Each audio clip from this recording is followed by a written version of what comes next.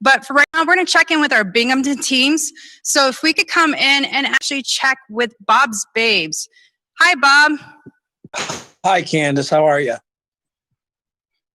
Can you hear me?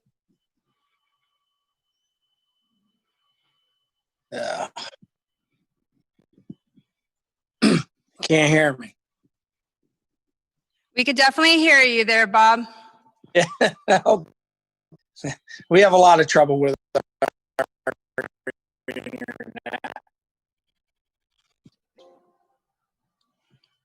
So, Bob, can you tell me what you have your team done to help spread scleroderma awareness in your community? Okay. Well, I mean, typically, whoever you run into, it's difficult because you can't just always, oh, by the way, I have a chronic autoimmune disease. So sometimes it's a delicate approach. Well, I should be.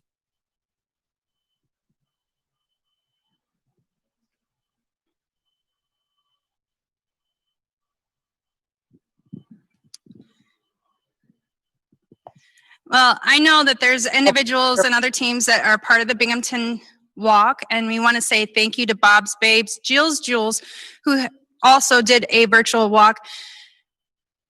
Liz team, Porcino Pals, we have Rosie's Buds, Crystal's Crew, Team Costello, and Team Emmy.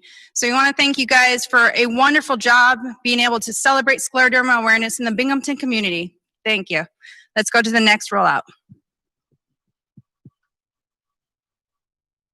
I'm Susie Valentine, and I'm chair of the National Advocacy Committee at the Scleroderma Foundation. I'm also a patient. I want to talk to you today about the importance of advocacy. That is how we will help find a cure. There is local fundraising, there is national fundraising, and then it's what Congress can do to help us find a cure. And that's why advocacy is an important leg in trying to find a cure. I ask everybody to go after this call to go to the scleroderma.org/advocacy website and can give you all the information. If you need more information, you can always call the Tri-State chapter. We have two bills in Congress right now. HR 3446 and S 2477. And what those mean is there's a bill in the House and there's a bill in the Senate. Right now, the House has 46 co-sponsors. We're trying to get more, which makes it more likely that the bill will pass when you have a lot of support. And what it does is it establishes a commission to coordinate the National Institute of Health or related scleroderma and fibrotic diseases. In the Senate, we have two co-sponsors as well as Senator Gillibrand, who has introduced the bill. Both these help get us to the place where we can find a cure. The second piece of legislation that is out there is what's called the peer review in the Department of Defense. And Congress over the last 2 years, and is set to do it this year as well, is to put $5 million in a pool for research, which is an amazing amount of money, which again, you never know what piece of research, but to get $5 million from Congress is a huge accomplishment. And that's what we have done by talking to congressmen and spreading the word. Advocacy is a fancy word. Really, it just means talking to your congressmen and your senators so that they can be part of the team so that we can find a cure. And again, for more information, and if you want to be involved, go to scleroderma.org/advocacy. I'm Tracy Mastruck. I'm a scleroderma patient. I was diagnosed in 2006. I'm also a support group volunteer, and I help out on the Stepping Out to Cure Scleroderma Walk. But what I like to do most is patient advocacy. Like Susie said, it's a fancy way of saying sharing your story. And when I first started advocacy work, I didn't think people would want to listen, especially our elected officials. I was found to be very wrong on that. We, as the Rochester Support Group, several of us met with Congressman Joe Morelli to discuss HR 3446. He had not been committed to signing on that bill. We shared our stories and our struggles and exactly how Scleroderma. And a couple weeks later, we got decided to sign on to that bill and be a co-sponsor. That was done. I've also done advocacy work in Hill Days at the national level. We met with a variety of senators and staff, and they were all very interested in hearing our stories. They don't know what scleroderma is. They don't know the full extent of the impact to both our lives, our families, and our communities. So by sharing our story, we get to educate them and show them what a scleroderma patient looks like, but also get rid of some of the it looks like and acts like. So by showing them that we could be their sister, their friend, their daughter, they could pass us on the street and not know that we have a chronic illness. And that invisible illness is what gets in the way because we don't necessarily look ill. So the best way to get information to our elected officials is through advocacy, meeting with their staff, talking to their staff, doing follow-up with them. You might think that you're being a pest or you're bothering them, but you're not. That is what they are there for. They are there to help their community and their constituents. So if you want to make a difference, call your local congressman, call your senator's office. You may not get to speak with them, and chances are you won't, but their staff is extremely interested. They will ask questions. They will want clarifications on things that they don't understand. So if you think one voice can't make a difference, I can tell you it absolutely can make a difference. Thank you. Yeah, so I think, in my view, I think what's very important to understand is this is like scleroderma, extremely complex disease, and the funding for the research coming from the NIH and the federal government is not that great. Although it's a very difficult disease for patients, and we know it's one of the most extreme of the all rheumatic disease, the funding is not flowing a lot from the federal government, and especially when you start having projects which are very translational, a little bit high risk, that trying to test a hypothesis that's not really in the mainstream, then it's very difficult. So I find that support from foundations like the Scleroderma Foundation really makes a huge difference. So if you're a donor and then the foundation, rest assured that this is really not, I would say, a slight contribution. This has huge impact because this is the only place where we can get money for this type of work. The federal government has not been supportive of this kind of effort. So, for people like me, it makes a huge difference. So really, thank you for your support. Thanks. That works.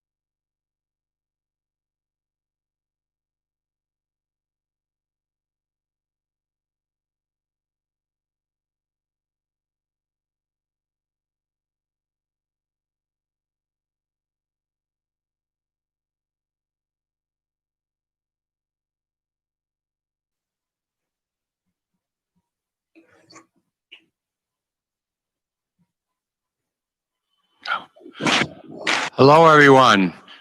We've had a few little technical difficulties. We're sorry. We're getting back on track.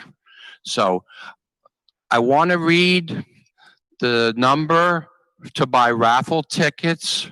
It's 1-800-867-0885. That's our 800 number for the office. April will get a message and give a call back. So we're really busy on that, so we're very grateful. Thank you for everyone. And now we're going to go to Jill Welch, who's the team captain of Team Jules. Hello, Jill. Good morning. Hello. How you doing today? Good. Guess you can hear me. Yeah, we can hear you, Jill. Let's tell us about all your activities. I know that you've been a team captain for the Binghamton Walk for a long time. And you shared with me about a year ago on Facebook, you did your birthday team fundraiser, and you were really, really honored with all the people who've responded. So I'm talking enough. Go ahead, Jill. Well, all I got with that was an email or Facebook message saying that I want to do that and to choose my charity. I was pleased that Scleroderma was on that. So I just joined that and amazed that so many people gave. But they didn't do that. And then again, so I don't know how I can I guess ask people, but I'm not really active on Facebook. So this year my team, we went to Stewart Park here in Ithaca in September 15th, and we had a walk around the park on a beautiful day, and we all wore face masks, and some of us hadn't seen each other for months and months, so it's nice just to get together, and we had pizza afterwards and help raise some money and awareness. Thank you, Jill. So that was Jill's family and friends' efforts. We know that many, many of you out there have had your own team because we couldn't get together as a traditional walk. So we thank everyone. We certainly appreciate all of that. Thank you for being on, Jill. You're welcome. We wish you luck. Stay healthy. Take care. Thanks.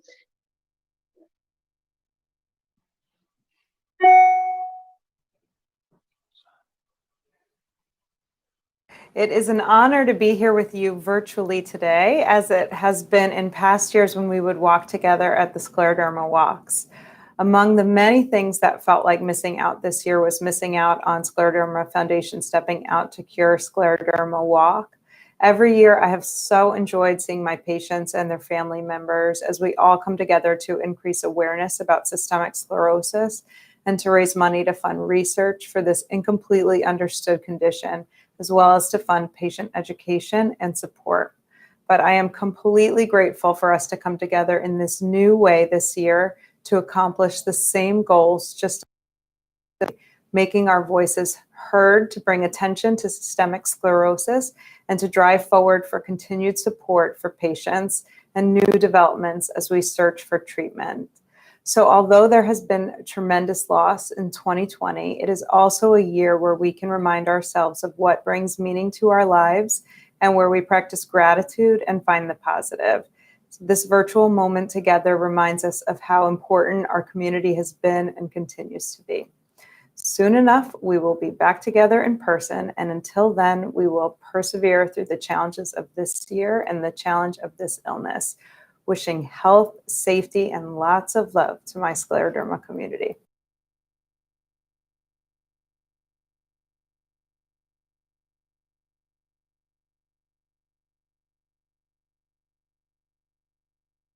Thank you, Dr. Gordon. Dr. Gordon will be at the Manhattan Walk for so many years. And we gather together in Riverside Park and we have a community. We raise awareness. We raise funds that help support our mission. And a good part of our mission is funding for research. So this is all new to us. Today, we are, as Dr. Shapiro said earlier, not just one walk, but a whole collective community of Tri-State. And we are grateful for those who responded. And if you haven't, please go on to steppingoutwalk.org, find a walk that's in your area, click on and donate. We, as the Tri-State chapter, the board of directors, in February, mind you, February, prior to the pandemic, because of our results from 2019 walks and all the other efforts by many, many of you out there, we were able to send additional funding to the Nationals peer review funding research. And one of the doctors that you just saw, Dr. Frank Barat, who's a researcher at HSS, was able to bring his project forward because of your efforts. And later on, we will see Dr. Ben Corman from Rochester. So thank you. And if you haven't donated to our cause, steppingoutwalk.org. And it doesn't end at 2 o'clock today. You can donate next week whenever you have the time. And we know that this has been a difficult year. I have participated in many Zoom conference call and Skype support group meetings with our support group members, patients, family members, and caregivers throughout our region. And because a number of those patients have underlying health conditions, are on suppressant treatments, they really need, for their safety, to isolate. And it hasn't been easy. And we realize that. We also realize that many people are hurting in the job market. And back in April, when we were planning our lives in June, we were going to have 10 this year, and one trial virtual. All of the walk volunteers, the staff, we were listening, we were working together, and we realized that we couldn't have our live walks in June. We then realized the difficulty on April 15th, April 20th. How are we going to ask our family and friends to step forward and support us? So collectively, we determined to move the walks to October, and here we are. So please, whatever you can do to help, thank you. I'll give you the 800 number to the office for raffle items. 800-867-0885.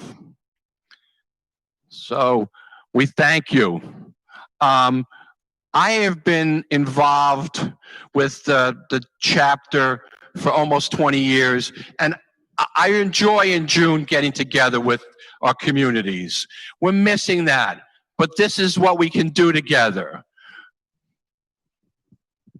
Thank you so much, Come there, on Bruce. Kev. They're getting tired of me. Actually, the event is actually a fun way to bring scleroderma awareness to our community. And I want to say thank you to all of our participants and our donors who have supported the Stepping Out to Cure Scleroderma Walk. Go ahead, move it on.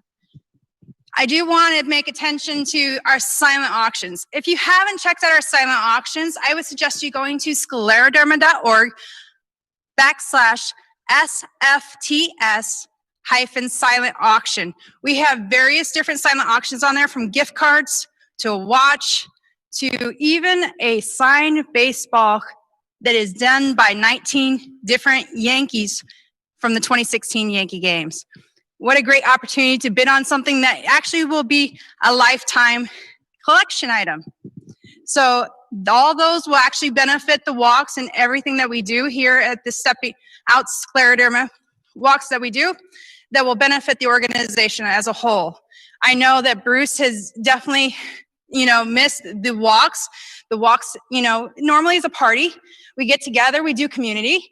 And this is a way that we can engage in the community and get together. Yeah, we miss that. But this is a way that we can actually engage the community, spread a little awareness, give a little education, all by raising funds. So I want to say again, thank you to our community. Thank you for spreading awareness through social media. And for those individuals that are watching on our Facebook and our YouTube, click share. This is a way to spread scleroderma awareness, and without your network, we can't break into somebody else's feed, so we don't share it that way. We ask that you do.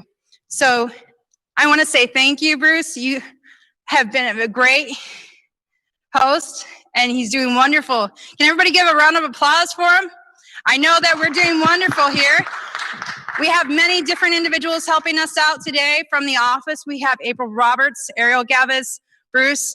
We have some other individuals that are helping us. I want to say thank you to our technical team that, there's been a couple glitches, but we always thank those that help us. So we want to say thank you. Now, if we can move on, we're going to talk about a little bit about our Westchester teams. Do we have any Westchesters up and running? So Bruce, can you tell us a little bit about the Westchester Walk and a little bit of what has happened in the Westchester community? Westchester Walk is one of our newer walks. I believe it was 2015. The teams were bouncing around from Stanford to Manhattan, and they reached out to the office and they said, hey, can we have our own walk in our own backyard? So there was a couple of, as I said, passionate teams who are very competitive with each other, and they've raised some significant money, and we're appreciative of them. They had their first walks at Irvington High School in Irvington, New York, which is right over the Tappan Zee Bridge, the Mario Cuomo Bridge, on the eastern side of the Hudson. And then the school went and redid the track, and they were going to charge us $3,000 to use the school.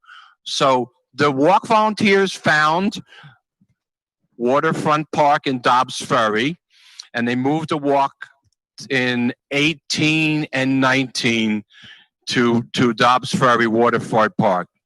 And it's a great group of volunteers. It's a wonderful venue right on the Hudson. And as Candace was saying, one of our silent auction items is a 2016 New York Yankees autographed baseball, and that was donated by people from the Westchester Walk. The team is Toddy? John Taddy. John Taddy, T-A-T-T-I. And it's her daughter, and I believe she was just recently married. So Matt's her husband, and I'm sorry, Matt, I can't remember your last name at this point, but we certainly thank that for that baseball. And for you diehard Yankee fans, as Candace said, go to our silent auction website, put a bid in for that ball, put a bid in for some of the other items we have up there. So it doesn't matter if you're in Albany, we're shipped a baseball. It doesn't matter if you're in Buffalo, we're shipped a baseball. In Connecticut, it could be a problem because there's a lot of Yankee fans in Western Connecticut. But when you get to Eastern Connecticut, there's another team that they root for. They wear, I think, red hats. We won't go any further than that. So, Candace, take it away for a minute. Thank you, Bruce. I do appreciate it. Also, I want to let you guys know we do have 11 walks all throughout the tri-state region. We have Albany, Binghamton, Buffalo, Long Island, Manhattan, New Haven, Connecticut. We have Poughkeepsie, New York, Richfield, New Jersey, Rochester, and Syracuse, and also Westchester, New York. You could donate to any of those events by going to steppingoutwalk.org or calling our toll-free number 1-800-867-0885 today. We do have people on that can make a phone call and answer your phone call. To make an online donation, go to the website. This is a great opportunity to take care of one of the teams, one of the participants, or even donating to one of the walks. All the links and everything is right below our feed here. So thank you again.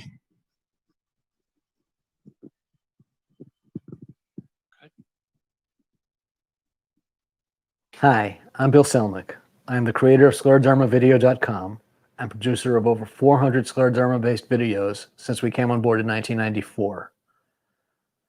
We've been working with the Tri-State chapter since the late 90s, bringing their educational forums from the auditorium to your living room, computer, phone, and tablet. If you've attended one of these events, you've probably seen us, or at least our tripods in the back of the room. Together with Tri-State, we bring you the words of experts, physicians, researchers, occupational therapists, dietitians, pharmacists, psychologists, attorneys, and more. I'm also an event and wedding videographer, which directly led to my introduction to scleroderma. An early wedding client's mother, Fran Batts, had scleroderma. When we began in 1994, little information on scleroderma was available to the general public. The internet did not exist as we know it today, and one patient, Fran Batts, chapter president in a prior foundation, saw the need to record and share medical presentations. So she brought us in to record some sessions in 1994, and we never left. In the early days, we reached patients through VHS, then DVD, while the internet grew up. By 2008, we were working on building a streaming website for full presentations to be viewed on demand. Not an easy task in 2008. The internet, while a tremendous resource, also became a prime resource for disinformation. Since going live in 2010, Sclerodermavideo.com has hosted almost 200 talks on so many subjects specific to scleroderma, from overviews to diagnosis, testing, research, lungs, skin, GI manifestations, medications, diet, Raynaud's phenomenon, Sjogren's syndrome, oral health, pain management, and more. Together with Tri-State, we are dedicated to presenting relevant, up-to-date information to educate you and help you in your fight against scleroderma. It's a team effort, as my wife Barbara has assisted and shot many of the talks. To those of you recently diagnosed, take comfort from Fran's journey, part of which was shaped by misinformation. Diagnosed in the 1980s, in her 30s, told she had 5 years or less, her family blew their savings on a trip to Aruba. But Fran didn't and wouldn't die. She joined the Central New Jersey chapter of the United Scleroderma Foundation and ultimately became its president, and eventually helped with the formation of the present Scleroderma Foundation. She lived to dance at her grandson's wedding and died at the age of 70 of something unrelated to scleroderma. Thank you for listening. Please visit our website, sclerodermavideo.com. Don't lose hope, and have a great time on your walk.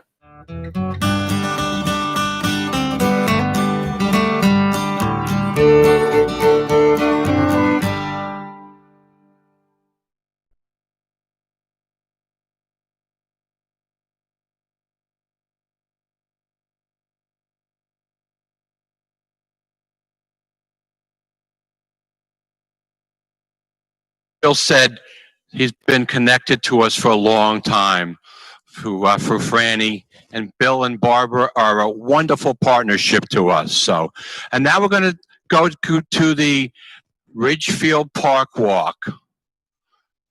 And hello to Janelle.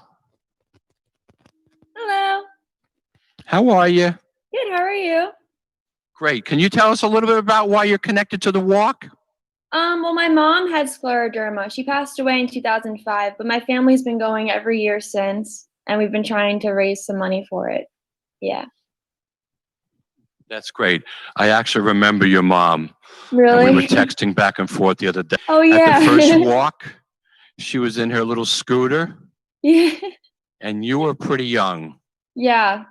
I was 2. You and a sister? I'm sorry? You have a sister?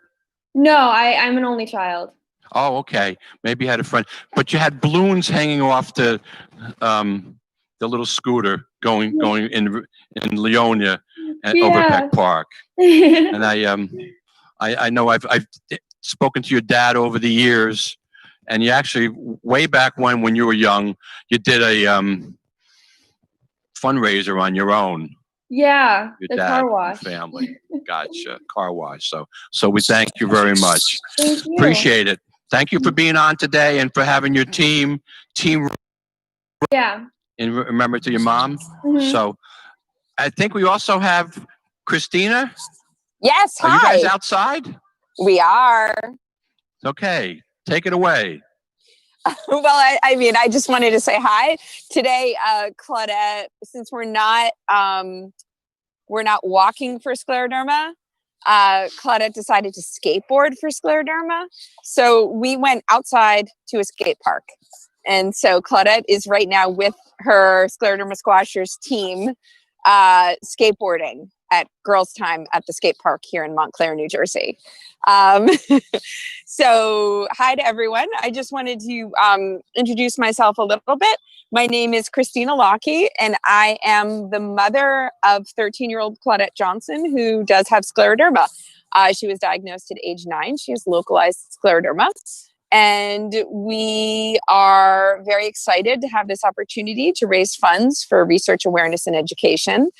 And Claudette is, I mean, she has scleroderma, but she's this thriving 13-year-old who's always learning and picking up new things, specifically skateboarding, which she's doing with great enthusiasm today.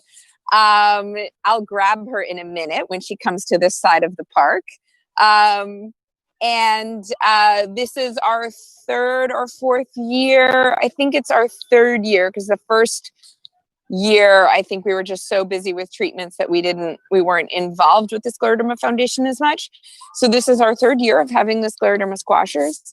And it's just a really great coming together for Claudette with her friends, where we can all just sort of do something that we think benefits the community in whatever way possible, whether it's walking around Ridgefield Park or skateboarding around a Montclair Park. And let's see, I'm also on the national board for the Scleroderma Foundation, which is something I'm extremely proud of, to be able to represent patients, parents, and the scleroderma community in this capacity. I've worked closely with Bruce for years, and I'm just very honored to have the opportunity to work with such a foundation and all of the wonderful things that are happening in scleroderma as we move forward together towards a cure. Christina, why don't you try to locate Claudette and the group? It's actually going to be fun. We'll come back to you. Okay, perfect. I know over the years you've had a lemonade stand. We have. And you've raised significant money. We have. We've actually, Claudette and her friend that she's with here today, Claudette and her friend Hallie, once did a lemonade stand outside of the Montclair train station at commuting hours.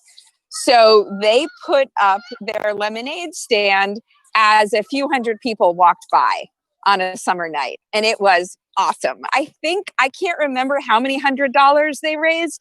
I think it was like, if I said 250, it was probably more. So they've done all sorts of fundraising. And then she also did another fundraiser. We live near a park, and she did another lemonade stand right at the entrance to a park by our house. And that has been just a totally unexpected windfall with a well-placed lemonade stand. It was really, they were sort of breaking lemonade stand records, I think, in Montclair. And they're raising awareness. And raising awareness, always. Scleroderma squashers, you know, team name. Hi, I'm Claudette. I have scleroderma. Let me tell you about it at each step of the way. So it's a really great opportunity, and they have fun. That's good. We're going to go to Mark Krieger, and you can get the girls Perfect. on. I'll mask up and grab the girls. Thanks. Thank you. Now Mark Krieger. Mark is the president of the Tri-State Chapter Board of Directors.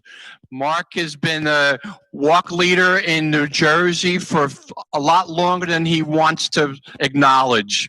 I really respect what he's done for us. And his wife, Pat, is always in charge of the auction items, and they do a phenomenal job. Hello, Mark.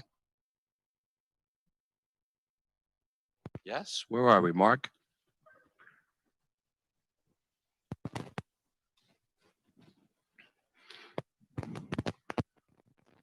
We're on, Mark.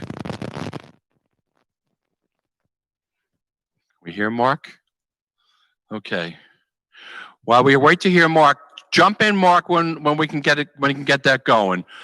I'm going to kick back to Christina for a moment. Juvenile scleroderma. Hello. Hi. Can you hear me now? Oh, perfect. Come on, Mark. We wait to hear Mark. Jump in, Mark, when we can get it, when we can get that going. Okay. I'm going to kick back to Christina for a moment. Juvenile scleroderma. Hello. Hi. Can you hear me now? Oh, perfect. Come on, Mark. Okay. There's yeah. Okay. There's a little delay here. To Christina for a moment. Juvenile scleroderma. Hello. Hi. Can you hear me now? Oh, perfect. Come on, Mark. Okay. Hi. Here comes Mark. Hi. No, there's a delay. There's a little delay here.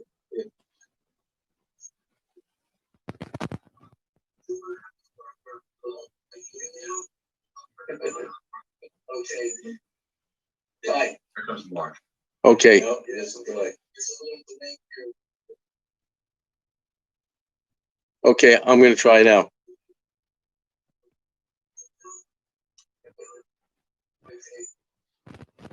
I feel like this is a 1950s Japanese sci-fi movie. Okay, I'm going to try now.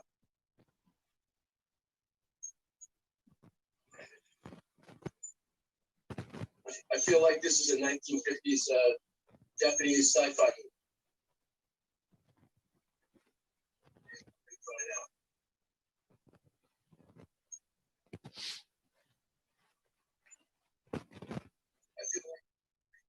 Oh boy.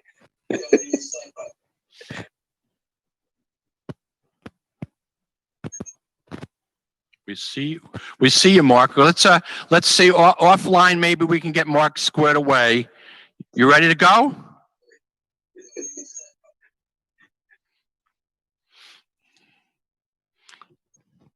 I'm going to jump back in here. Let's see, offline, maybe we can get Mark squared away. You ready to go? The Tri-State Walks, and this is a personal story, started in 2002 in Leonia. First walk we ever had. And after that first year, June of 2002, other support groups in Long Island, Albany, Binghamton said, we can do that. So they got going, and what have you. So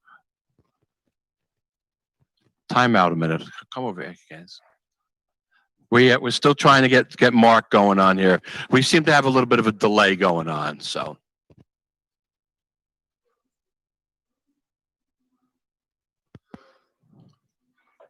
team. Oh, what? Let's see. We got Rosa and to have the Haven. Rose, can you hear me? I can hear you. We could see you. Can you move it down so we can see your whole face? perfect, dear. Let's say hello. Hello to everyone. It's a lovely day. Too bad we can't walk all together. Team Rosie, how long you been involved in a walk? I'm going to say 8 or 10 years. Longer. I've had scleroderma for 20 years, so I've really started at the very beginning. Found that it's a great support area. I've, gone to the local support groups, and that's helped a lot to share the experiences, doctors. So it's been a good experience for a bad disease. There's my partner in crime. Yes. That's one of your walkers. Normally you Yeah. bring your dog with you at the walk, as I recall. Right. Yes, Yeah. yes. Well, we lost our last dog, and this is the newest team member. Okay. And Rose's son, I believe, Philip? Philip, right. And I have About Stephen as well. maybe 3 years ago now. He ran in the Philadelphia Marathon. Oh, yes. Mm-hmm. And he put a team together and raised money and shared it with his mom at the finish line. Yep. Did I get that about right? Yes, you did. You did. Yes. 100%. We have the plaque, and it's a good memory. And it was a surprise, so it made it even special. Dedication, Phil. Thank you Yeah. very much. Much appreciated. Rose and her family has helped out at the walk as volunteers in a lot of different areas over the years. So we certainly appreciate that. Maybe we get Mark back on.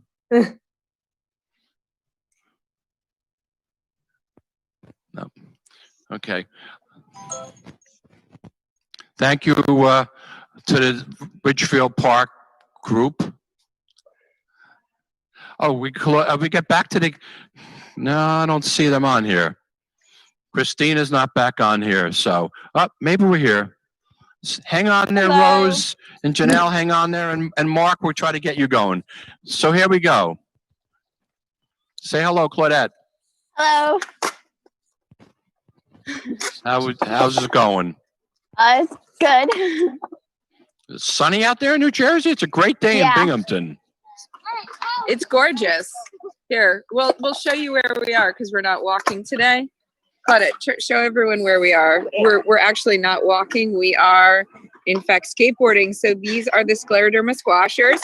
Oh, nice trick right there. There we go. The Scleroderma squashers are doing skateboard tricks. So we found a way to all sort of get together, even though we weren't walking today in Ridgefield Park. So Claudette, is there anything you wanted to share? Not to put you on the spot.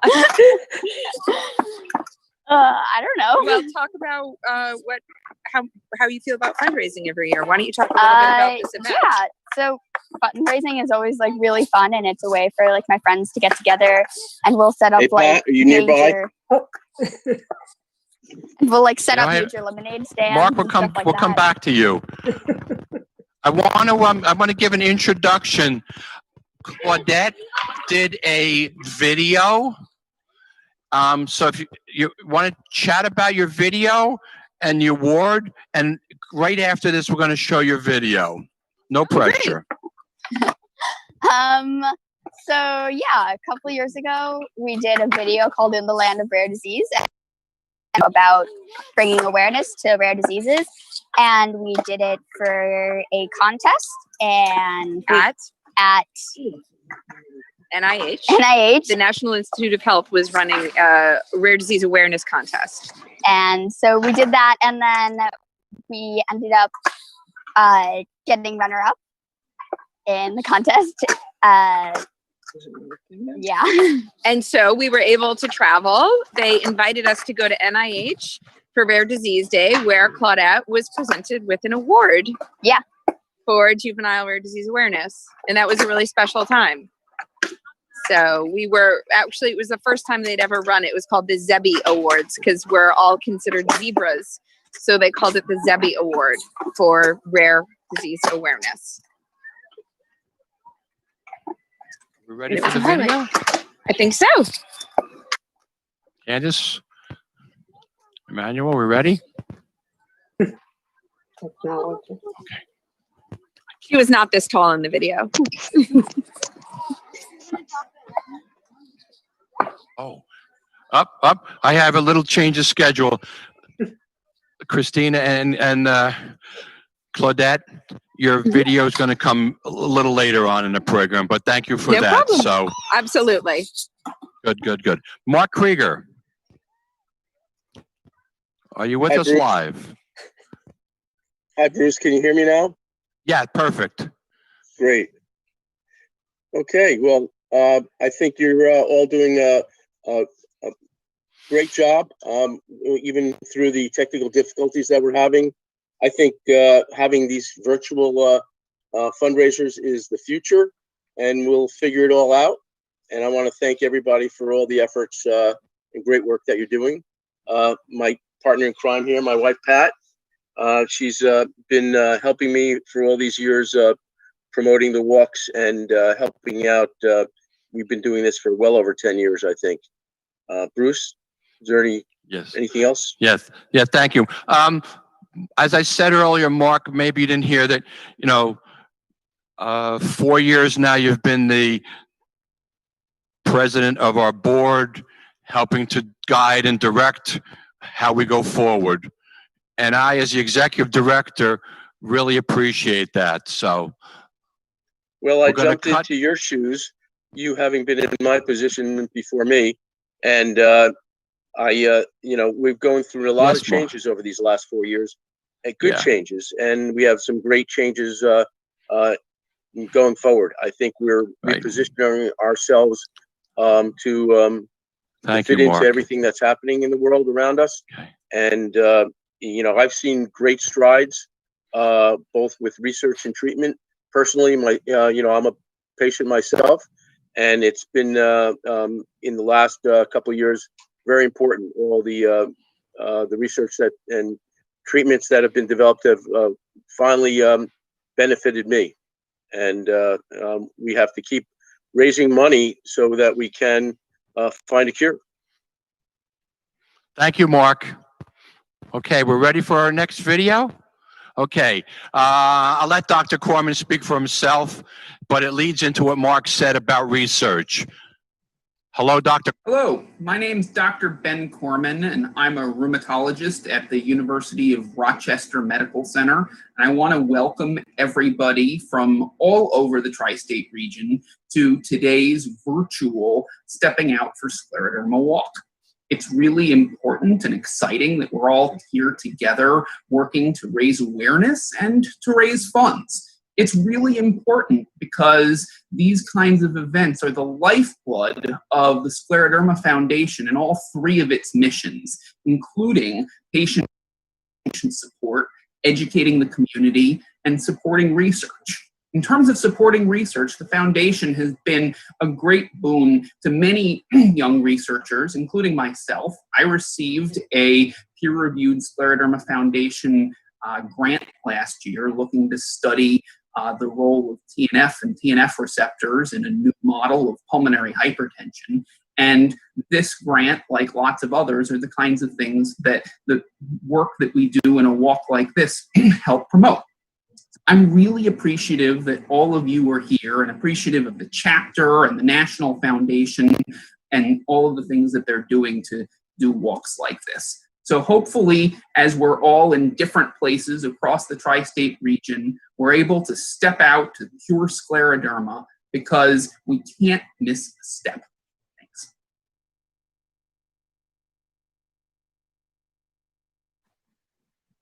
Thank you, Dr. Corman. And that will lead us into the Rochester Walk. And the Rochester group, we're very fortunate, is very active.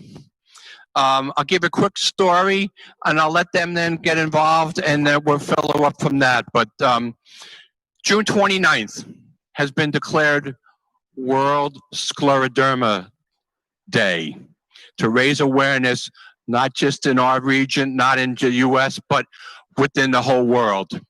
And the Rochester group, I'm thinking this is probably their 4th year, lit up Rochester in teal. The town hall, Kodak building, number of other buildings. And so let's see who we have on from Rochester. Tracy, Marilyn, Sheila Rogers. Scleroderma Day. Not just Val Fenty, Rochester by way of Florida. Yes, I'm in Naples today, but how are you? It's a tough life. Val is the captain of Team I Love K. Unfortunately, his wife passed away, but he's been a great advocate and great supporter for us. In fact, I went to Washington Capitol Hill Day with Val a couple years back. So, anyone else want to chime in? We'll go one at a time. Marilyn. Good morning. Good morning.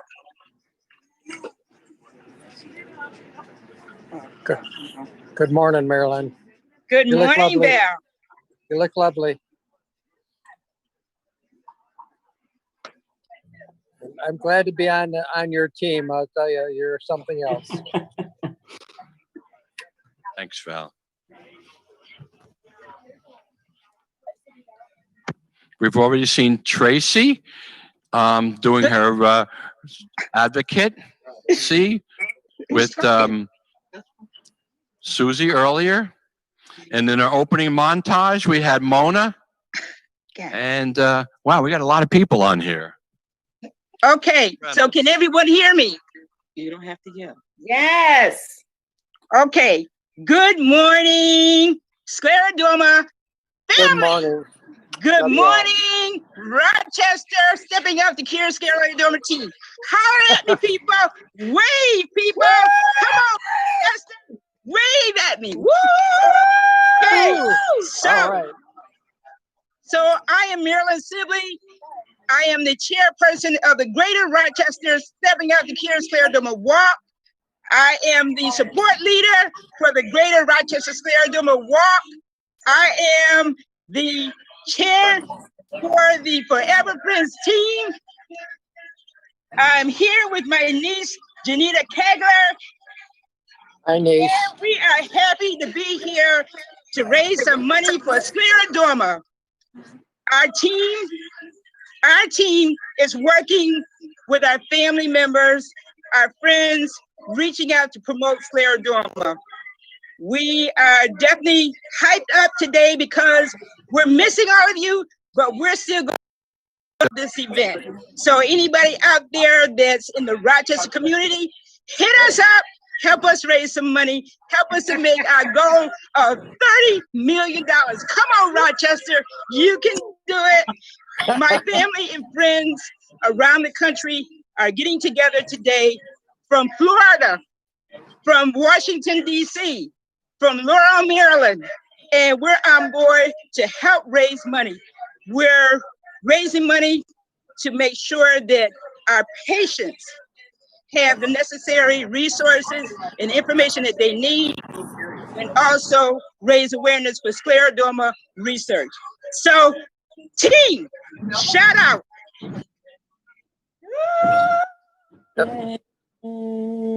Hi, I am Sheila Rogers. I am a registered nurse here in Rochester, New York, and this is my first official team. It's Black Nurses Unite, and technically I work with the Rochester Regional Health System, and I also am a part of the UR system here in Rochester, New York as well. So it's just a bunch of us nurses getting together and really, coming together for a cure, really trying to raise money. And we didn't raise as much as we wanted to this year, but every year it's going to get better and better as we bring more and more awareness. I have found out through the work with my Aunt Marilyn is that what I found out is that it's really affecting the African American community as well. and so it's really, we need to do our part. So I wanted to just get the nurses together. A lot of my nurse colleagues had not heard of scleroderma, which I found, just sad, So here we are. We want to just really bring awareness and spread the news that this condition is out there and it's affecting everyone, definitely the African American population as well. So kudos to my team. Just keep sending the money. I think my lines are still open, right? As far as people actually being able to donate to Black Nurses Unite. So I'm just so happy to be a part of this team. And Rosa Johnson as well, my aunt, and she had the condition. That was the first time I've ever heard of it. And I've been a nurse now for 40 years. So it was definitely an eye-opener to me. And I just wanted to just bring awareness to my colleagues. So shout out to the Rochester team. Get on camera while I do this. Going with somebody.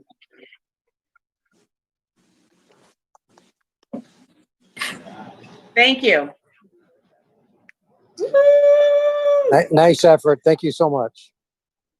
You're welcome. Okay, we're gonna go to a tribute here. We have a singer from the Rochester area, Cinnamon Jones, and I'm gonna share a little bit more after her little music rendition. And we'll come back. We're gonna come back. Hold on, everybody from Rochester. Hold on. We're coming right back to you. All right, we ready to go?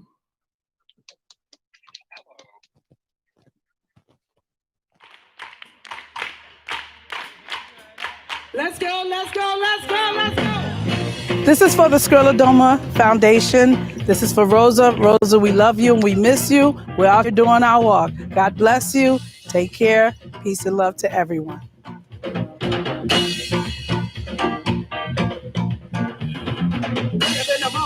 See the dawning and get my day started. In the bird singing, from my dreaming, the beginning. Just want to wake up in the morning, see the dawning and get my day started. In the bird singing, it's a brand new day.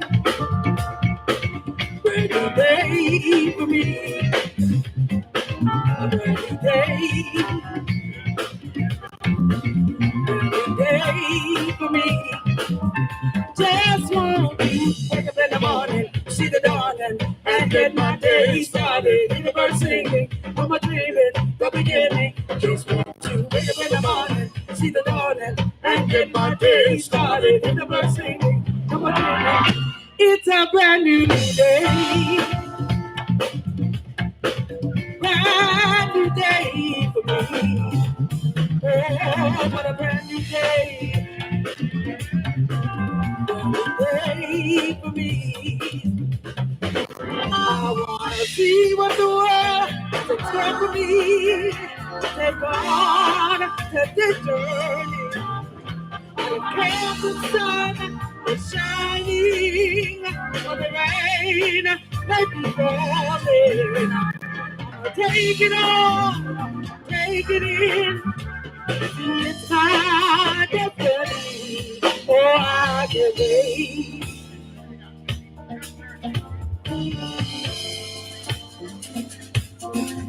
Oh, I can't wait. No, to start my day. Just want to wake up in the morning, see the dawning, and get my day started. In the bird singing, from my dreaming, the beginning. Just want to wake up in the morning, see the dawning, and get my day started. In the bird singing, from my dreaming. It's a brand new day. Brand new day for me. Oh, what a brand new day. Thank you, Lord. A day for me. I wanna see what the world has in store for me. Take on to that journey. I don't care if the sun is shining or the rain may be falling. I'll take it all, take it in. See, it's my destiny. Girl, I can't wait. Hey, to start my day. Lord, I can't wait. I thank you, thank you, thank you, thank you, thank you for the day. Lord, I can't wait to start my day. I thank you for the day. Lord, I cannot wait to start my day. Just want to come on, bring it on, bring it on, bring it on. Everybody.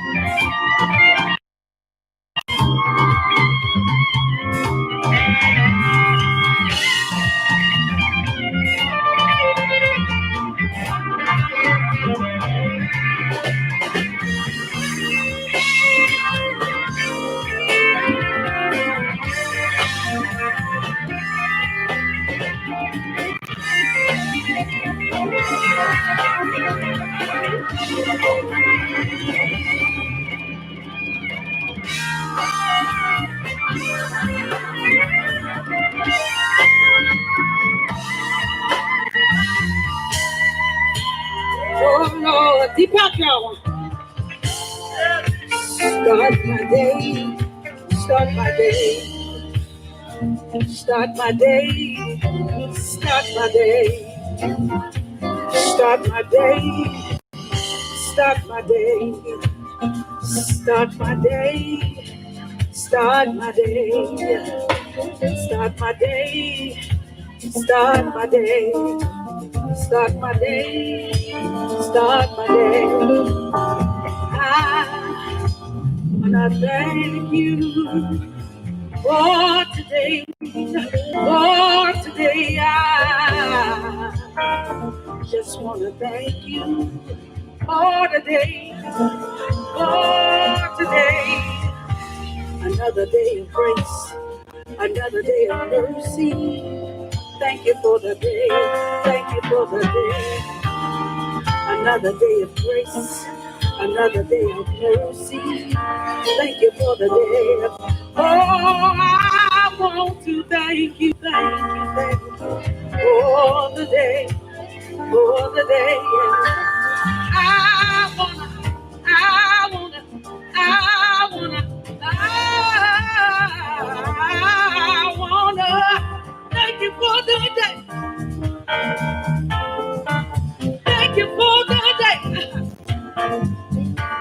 Oh, thank you, thank you, thank you, thank you, thank you, thank you. Thank you for the day.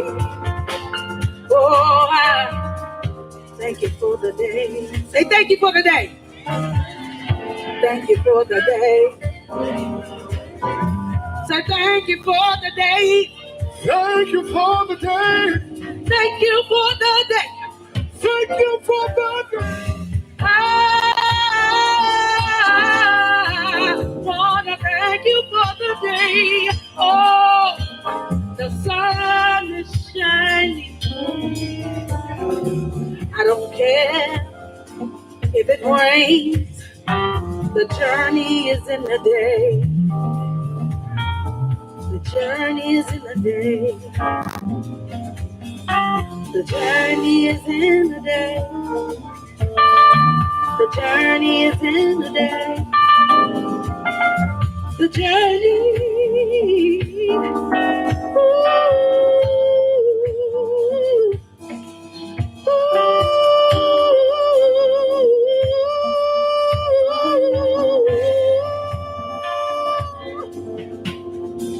Thank you for the day, the day. Thank you for the day, the day. Thank you for the day, the day. Thank you for the day. Come on, y'all, let's go. Just want to bring it on, bring it on home. Come on, come on, come on, bring it on. It's a brand new day.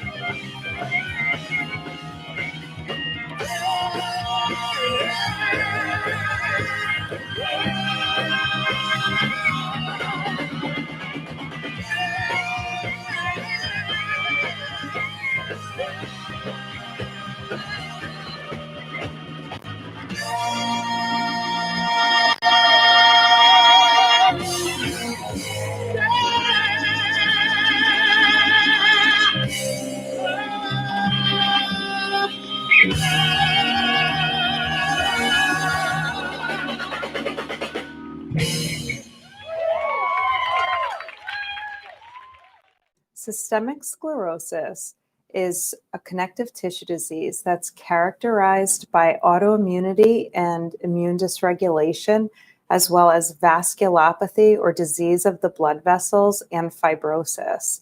What that means is the immune system, which normally fights infections, is dysregulated and misdirected. And this leads to a series of mishaps for patients who are afflicted with this condition. One of the first symptoms that patients with systemic sclerosis have is frequently the Raynaud phenomenon, which is when the blood vessels of the fingers turn white and blue in response to the cold. This can be followed by many other symptoms, including pain and fatigue. And in many patients, they'll experience fibrosis in the skin or skin thickening. Can also have fibrosis in the lungs or in other areas of the body that can lead to all kinds of different problems. Of all of the conditions that rheumatologists treat, systemic sclerosis has the highest mortality, and up to 23 to 45% of patients, depending on how we look at things and when we look at things, can die from this condition within 10 years. It also has the highest rate of disability when compared to other rheumatic diseases like rheumatoid arthritis or lupus. And these are some of the reasons why it's so important for us to focus on systemic sclerosis. Systemic sclerosis has different subtypes, And the main way we divide these subtypes is depending on the distribution of skin involvement. So some patients have skin involvement that's limited to the hands, wrists, and forearms, as well as below the knees, and can involve the face. Those patients have skin involvement, and other patients have diffuse skin involvement that can affect the whole body. And patients, depending on whether they have limited or diffuse disease, they have different patterns of internal organ involvement as well. And so that's one of the reasons why we pay attention to this differentiation. But all patients with systemic sclerosis need monitoring for heart and lung disease, as well as for kidney disease and GI involvement as well. This is a photograph of a patient who has puffy hands with systemic sclerosis, and this is a pretty common early sign of systemic sclerosis. Now, these hands can sometimes evolve to develop contractures, and that skin involvement can make motion of the hands more difficult and lead to disability, as pictured with contractures in this patient's hands. Another way that scleroderma can affect patients is with interstitial lung disease, and this is one of the leading causes of death of patients with systemic sclerosis. These are photographs of CAT scans of patients with interstitial lung disease, and one of the important manifestations of the illness, also one of our leading targets for treatment. Systemic sclerosis can also affect the heart in terms of pulmonary hypertension, or can lead to muscle problems of the heart or cardiomyopathy. This is also extremely important. Patients with systemic sclerosis can suffer from GI issues as well, which can range from uncomfortable and severe heartburn to severe malnutrition because of trouble absorbing food.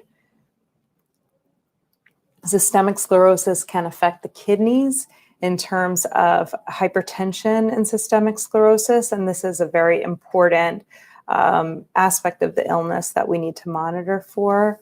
Patients with systemic sclerosis need to be treated by physicians who are familiar with systemic sclerosis, because it's uncommon and because sensitivity to the different aspects of the way that this illness can affect patients is extremely important in terms of these patients thriving as much as possible. So the Scleroderma Foundation is integral in terms of supporting patients who have this condition, helping them find the best care, helping them find support through their support groups and peer mentorship.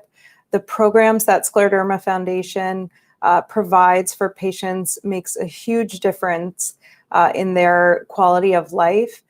So please consider making a donation to Scleroderma Foundation to help them continue to provide the support to patients, as well as to fund important research in making this condition better understood.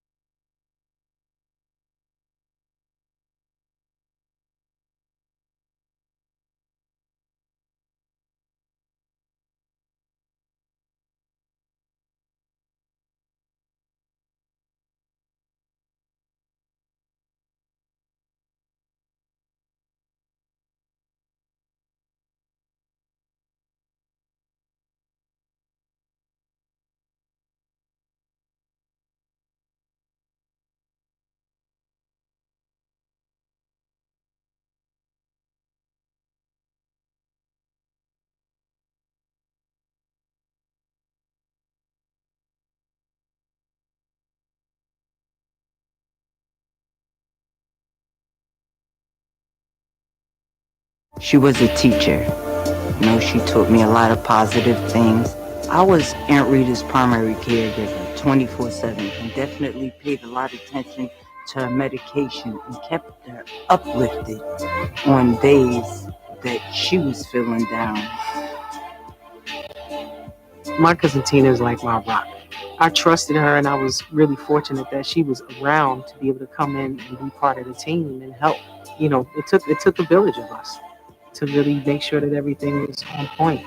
And I don't know what I would have done without them. We used to call it Team Rita. Even if someone's there doesn't even say anything, just the idea of having someone with you, around you, letting you know, we're here to protect you. We got you. Well, this diagnosis is definitely something that's going to require you to fight. The interstitial lung disease was pretty difficult for my mom. There was scarring on her lungs, which made it harder for her to breathe, which meant she needed to go on oxygen eventually, which took a huge part of her independence away. And we could clearly tell a difference when she was not on oxygen compared to when she was. I think it's important to be part of this campaign to raise awareness about sclerodermas, just so people don't know they're alone. There is information out there that you can get that hopefully can make your journey with it a little less challenging. My mother was anything she could do to help someone else have an easier journey, she wanted to be a part of.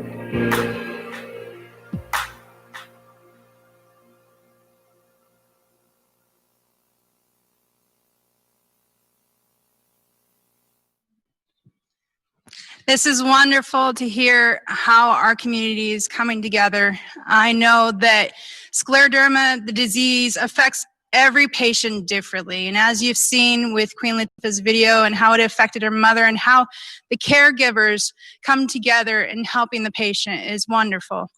Now we're going to do a quick spotlight on Syracuse. This year, it was originally going to be kind of like a virtual event on its own. Same thing with another walk we have in Buffalo.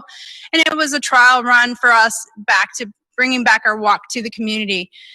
This year, we were able to bring in a team and an individual that came upon and supported the Syracuse walk. And we want to say thank you. Team Snyder is my husband, who is the team captain. Got involved through me, of course, doing it from my aunt who has scleroderma. We actually held a fundraiser with the partnership with the Health Fighters and Bob's Barbecue up in Homer, New York to do a little bit of a rally, which we were able to fundraise for the event. Also, we have an individual that came on board. Her name is Amanda Bennett. She's doing a phenomenal job in bringing awareness to her community. Now, I just want to encourage those that are watching the show. There's many ways that you could donate to different walks, whether it is for the Albany, the Binghamton, Buffalo, the Manhattan, Long Island, Poughkeepsie, Westchester, Syracuse, New Haven, Ridgefield Park, or any one of our walks. Just go to steppingoutwalk.org. Just a reminder that at 12:30, we're going to be cutting off our silent auctions. Now, there are plenty of different silent auctions on there, and it's through the website called betterworld.org, but you go to the website below at scleroderma.org/SFTS-silent auction. In there, there's various gifts that are going to be going to the walks listed. So if you're in Albany and are interested in maybe the lottery tickets that are on there, now keep in mind that if you bid on anything that is lottery or alcohol related, you have to be of age to bid. Please remind that if you're doing it, you make sure that you're of age, otherwise you will not qualify when we announce later in the show. In addition to, we have a television that was donated and put up for the Rochester community, for the Rochester Walk.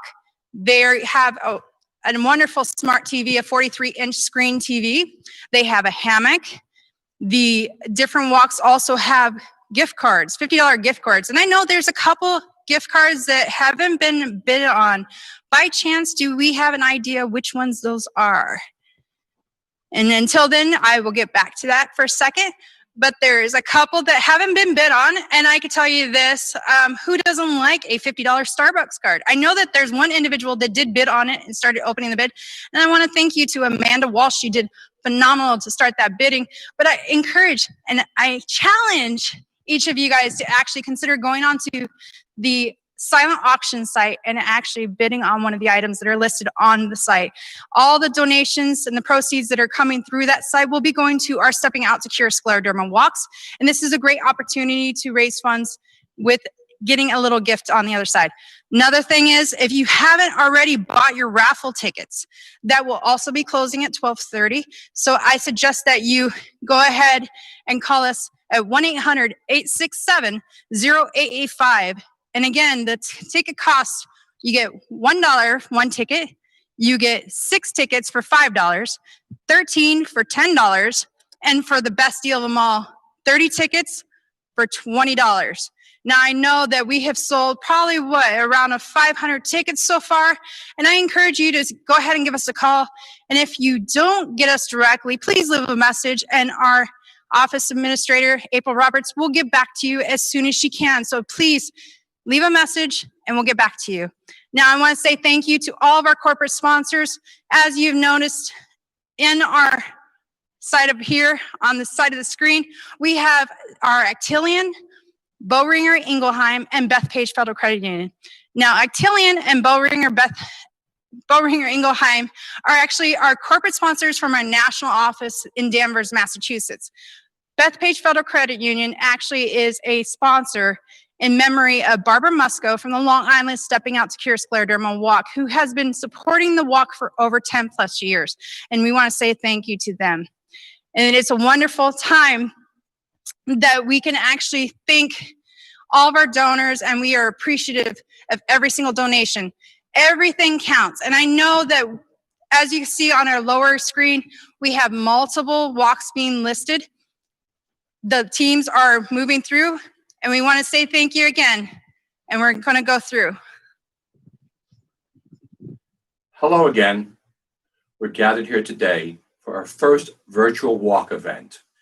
When we attend and participate in our live walks throughout our chapter's region, each walk takes the personality of the team of volunteers who manage it. But we have a number of common activities at all of our walks. Starts with the registration, the handing out of t-shirts, the food, the music, some activities for the children. We have raffles and we have silent auction items. One of our goals is to make the day a fun experience for all. Then we start the walk off with a few speakers, the walk leaders, some doctors, maybe the mayor or other government officials. All this is prior to cutting the ribbon and kicking off the walk. Our walks are made up of our patients, their families, and supporters predominantly. There is another significant group attending our walks that I can certainly relate to. These are teams and families walking in memory of their loved ones who have lost their battle to scleroderma. These dedicated folks are keeping the memory of their loved ones alive and are walking to find a cure so others do not have to follow that path. The following shares patients that we know who have passed in the last year.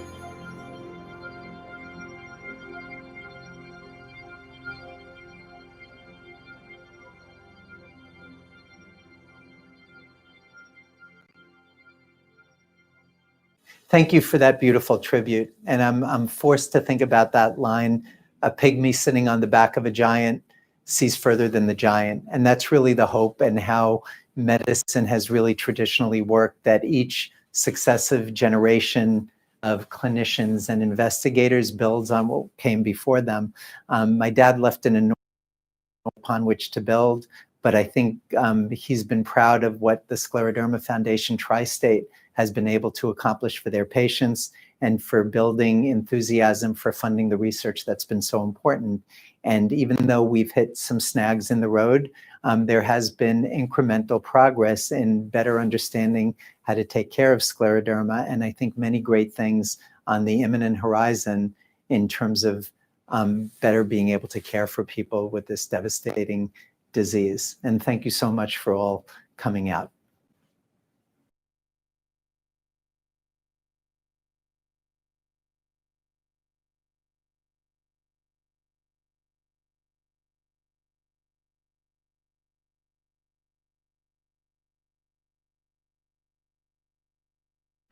For those words. And here we are in Manhattan. We're jumping all over the place. In 10 minutes, we went from Syracuse to Manhattan. And we've got a couple of the Manhattan people on. I'm going to go to them in a moment. Our Manhattan Walk has been going on for something like 15 years. And we've got people who have been there a long time. Olga and Ro, say hello.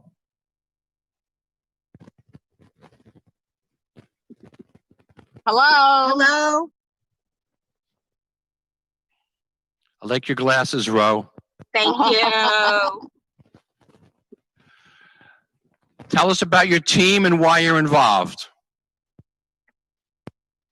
Okay, well, how you doing, everybody? I'm Olga. I'm involved because my sister passed away from scleroderma about 13 years ago, and we're trying to raise awareness, let people know about it, because during the time that she had the disease, nobody knew what it was. So we want to get the word out there and help everybody else. Thank you. Where are you today? We're in sunny Yonkers. We've taken a walk to support the walk, right? And now we're at St. John's Seminary. Excellent. Ro and Olga have been at least 10 years, probably 12 years. They've been part of the volunteer team, and they do an unbelievable job. They run the lunch that we have. They run the silent auction, and without them, our walk would be lacking. And my daughter, Lindsay, is part of that group. Unfortunately, she's not with us today because next Saturday is her wedding, and she's getting ready for that. So I see that we have Satine, Jeffrey. Are you guys on together or separate? Hi. We're here. How are you? Hello. How's it going? Good. So happy to see you. I know. Wonderful to see you both. Wonderful. Thank you. Jeffrey is on a board of directors, and Satine is a patient. You've probably seen her. She's very active. She's done a couple of videos with HSS, in fact, with podcast with Dr. Shapiro, Dr. Spire, excuse me, in the past. So how we doing there, Satine and her angels? That's your team, right? Yes. We're doing well. Good. Good. Excellent. Do you want us to provide? Our walk in Manhattan has bounced around a little bit, just to give a little history, and everybody here was involved in that. Start out in Riverside Park. Beverly Kaufman, a patient, came forward. She ran the walk the first year almost all by herself in 2005. And we were in Riverside Park until they were remodeling the park. We moved way south to Battery Park, with looking the Statue of Liberty. And Sandy Storm, Superstorm Sandy, came along after the 2012 walk, blew out that area. And we went back to Riverside at 95th Street. We have a great group of people at the Manhattan Walk. We usually get Dr. Spira, Dr. Gordon, and also Dr. Ilana Bernstein from Columbia, who's on our medical advisory board, to participate. So Well, we have a great leader, Bruce. So thank you. you're talking about my daughter. No, you. We're all working together, Olga. I know. Of course, your daughter as well, but especially you and your family. Thank you, Olga. We have a unbelievable. We're at 6 a.m. in the park. We have like 30 people setting up. It's a beautiful day. And I'm the truck driver. That's what I really am. So that's right. Good. Okay, that's great. Next, we're moving to.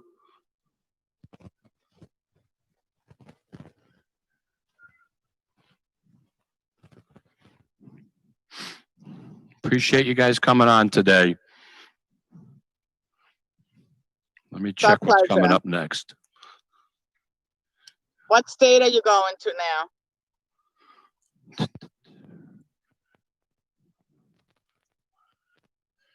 Okay. Oh, we got more time. Satine, tell us a little bit about your scleroderma to educate everybody, please, if you don't mind. Sure, yes. Well, I had this disease for over 13 years now. I battle with the disease, not only scleroderma, but also with lupus. And I feel like I had lupus for longer, like 15 years. And after having a scleroderma, I also was diagnosed with pulmonary hypertension, which is secondary to a scleroderma, and which also involves the lungs and the heart. And I think for me, especially, my lung involvement is being like severe. And but thank God to the doctors, the medications. I've been doing well. I use infused pump 24/7. I live with it, and it's been helping me a lot. And so I could say that I've been battling hard, and I'm doing so much better. But yeah, we are fighting. Yep. Thank you, Satine. We're all here to help each other, and that's the theme of today. One of the mottos of the chapter since it started is you're not alone. In this journey, you need help. And that's what we're all here to do, to help each other. So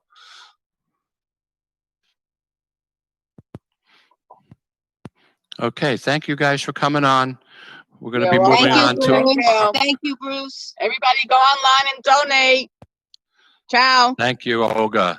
Bye. Bye-bye. Okay. Gotcha. I'm going to backtrack a little bit here. I opened this segment before the Manhattan Walk talking about the aspects of the walk, why people come to the walk, and that some of the teams are walking in memory of a loved one, which then segued into our little vignette about patients that have passed in the last 12 months. And then the edge of Harry Spira. And Dr. Robert Spira, his son, talked a little bit about that. But Dr. Harry Spira and patient Mark Flappin started our chapter in 1981 in a living room in Manhattan. So that's where we started. And we are now in Binghamton with a staff of 4 people. We have 11 walks happening. We have 3 virtual education forums. You saw Bill Selnick and talking about scleroderma video. And we have a dozen support groups out there, which have all gone virtual.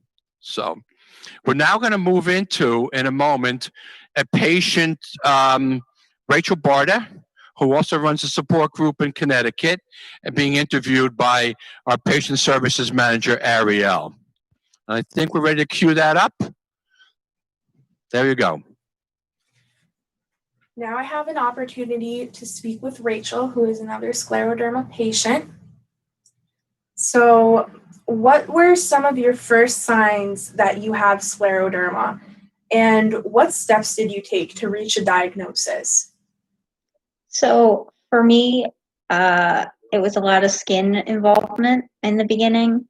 I got very tan very quickly, and that was strange because it was middle of November, and from where I live, it's very cold, and there's typically no sun really that's out. And people are always commenting, saying, "Oh, did you go somewhere nice? You're so tan." And then eventually I was like, okay, I can kind of notice what people are looking at, and I'm just like, that's kind of weird. And then I started to have the itchy patches, and we were thinking maybe it was something fungal. So I went to a dermatologist, and she didn't know what it was. So she started looking, and eventually my primary care came to the conclusion after about 3 months in. My blood work came back. I had a positive ANA. And then she recommended I go to a rheumatologist. Now, I was seeing a rheumatologist for just my Raynaud's in the beginning, and that was generally it. I did notice that my Raynaud's was getting worse. I was having a harder time controlling the flares, if you will. And finally, I started to have some hand involvement where it was like my hands were very tender and painful, swollen. As you can see from now, they've changed quite drastically. Since my beginning diagnosis, I did have a normal hand, if you will. But he did see that I was positive for the SLC70 antibody, and my rheumatologist recommended that I go to UConn, which is a hospital here in Connecticut, and go see by their rheumatologists up there to get a better diagnosis and understanding of what was going on. Because all scleroderma patients are different, it was hard to diagnose me in the beginning until I initially had those key markers to kind of say, okay, yes, you're dealing with scleroderma. I also had additional testing that had to be done to get diagnosed. I had CAT scans and lung pulmonary function tests, echocardiograms, and all to kind of determine how far along I had actually gotten, what was infected, and generally how I was. A lot of the symptoms I attributed to being overweight, and not all scleroderma patients are overweight. Some lose weight very drastically. Others will lose it in certain places. From my face, you can kind of see I've lost a lot of the fat that comes from the cheeks, which creates almost like a drawn look to the face because it's very tight. But essentially, we did finally get the positive diagnosis, and I was seen by one of the head rheumatologists for the scleroderma program company. I don't know the exact word. At the time, before she retired, and she diagnosed me as having the systemic form. So I do have lung involvement, GI involvement, along with the skin involvement.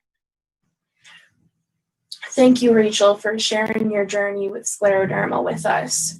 I know it was a really difficult time for you in between the period of developing the symptoms and getting an official diagnosis. Can you elaborate a bit more on how coming to an official diagnosis impacted both your future aspirations and dreams? When I did get diagnosed, there was a lot of uncertainty, and I know a lot of individuals are also feeling that way, where they don't know what's going to happen, and they're kind of just like at the point where they're a little lost. So for me, it was just like I did my research and I kind of like dove into it, and a lot of it, when you do look online, and I know we all do, it becomes a lot of just like there's so much going on, and it's like not everything you read off the internet is true. Make sure you know that, people. But I kind of dove into finding a support group, and that kind of helped me in a way. I needed that extra boost of people, because when you do find out you have this, it's not the best news, especially if you do go off the internet and you just start reading all these negative things and what could happen and everything. But it's a lot of what ifs. So basically, by getting into that, I was able to kind of come out of my dark place, sort of say, and I was able to find some hope and positivity. I am currently in the medical field. I work for a hospital lab, and I am still going to school. I'm going to be pursuing a certificate program in January. And it kind of helped me along the way, because it helps me not only know that I'm helping others, but I'm also helping myself too. So that's given me a lot of hope and determination to kind of like do what I can. And it's like, as we all know, we all have good and bad days, no matter who you are, whether you have an illness or not. But you always have to make those good days count, and always do whatever you can. Nothing is too short or too small. It's like everything is an accomplishment. It's like you just have to remind yourself that you're doing everything you can, and it's something. Have to change your mindset, and it's like sometimes it is hard to do, but it is possible. I mean, really, like, the foundation has helped me so much. They provide the education and the support and everything that I need to not only be a leader, but also as a patient, kind of understand what I'm going through, and know that they are also doing the same thing for others. It's really like there's not enough words to describe like how much they do for all of us. Whether you're a patient or not, it's like you may know someone, and it's like when you're going through this, it's like you have to know you're not alone. It's up to you all. It's up to all of us to kind of like show whatever we can, whatever you can do. I mean, if you all can donate, that would be fantastic.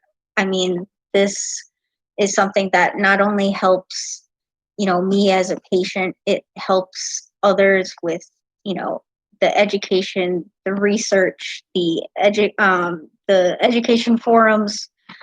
There's so much that the foundation does in order to help patients, to get that information and do what we need to have, and hopefully one day have a cure for scleroderma. It's something that, is truly invaluable. It's, whatever you can do, even if you just share this video, share this link. If you share the link down below, you can actually help donate to our New Haven Walk in Connecticut. And it will, provide whatever towards the foundation to give those excess programs and everything that we need to to do what we need to get done.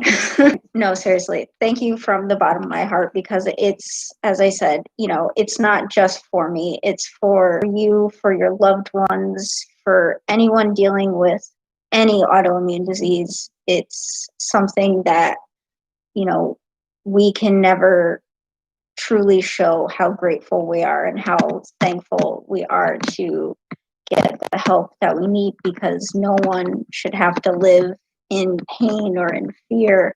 You know, they should be able to live their lives as normally as anyone. And it's like, in this day and age, you know, everything going on right now, you know, we need that hope. And you know, it's up to all of us, up to mankind, to kind of like take care of one another. And it's like, you know, it's up to all of us. So let's do it, people.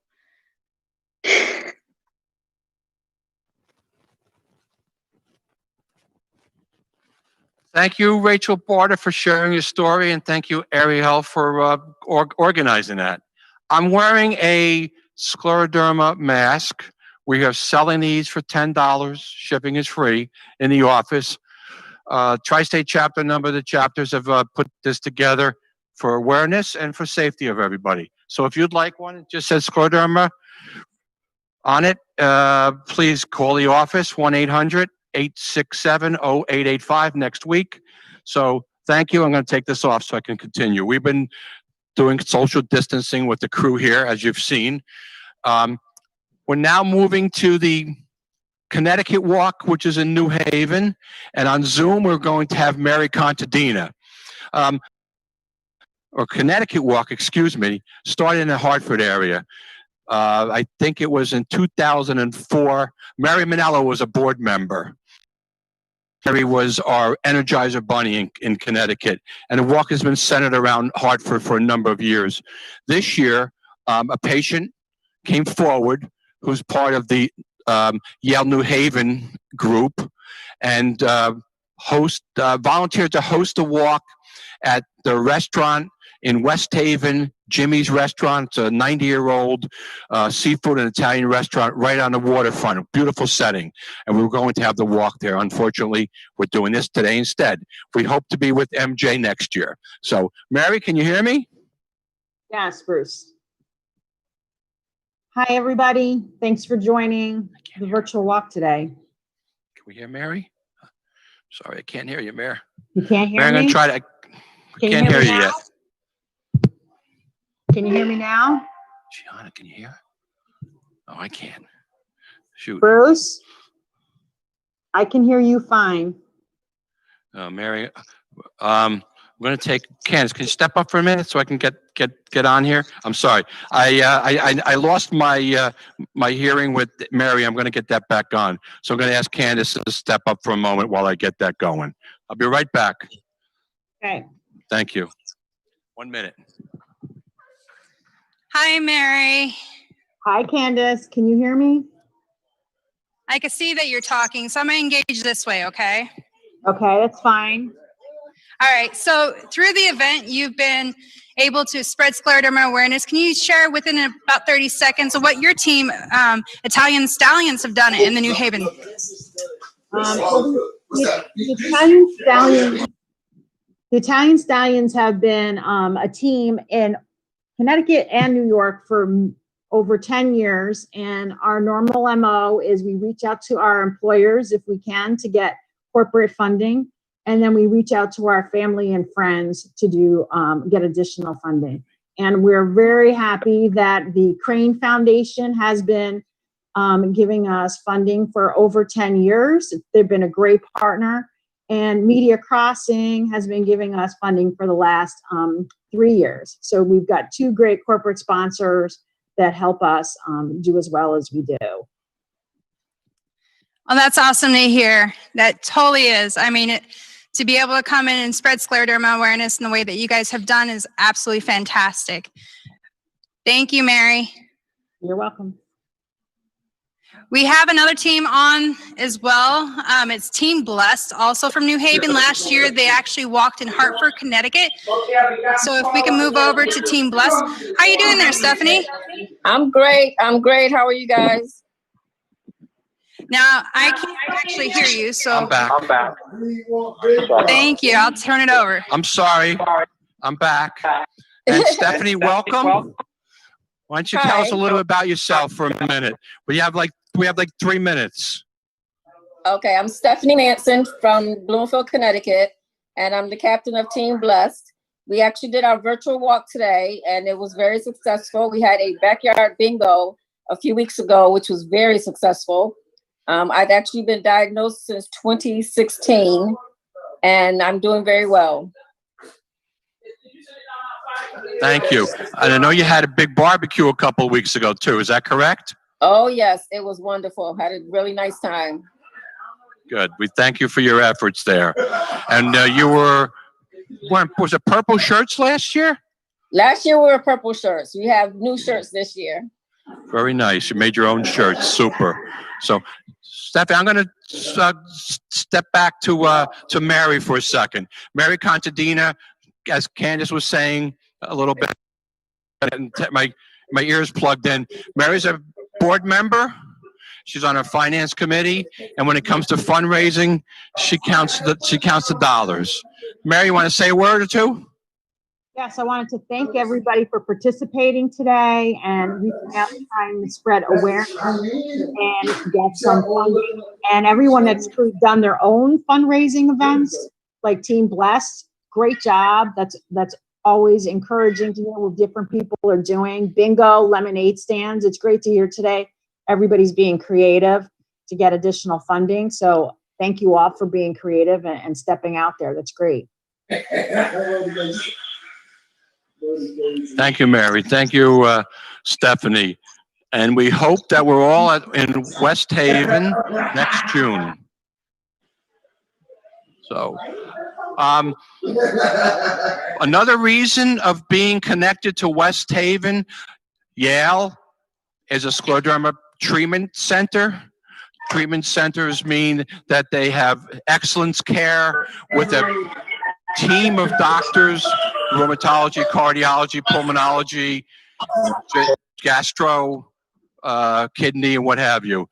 And they also do research, and they also are involved in educational.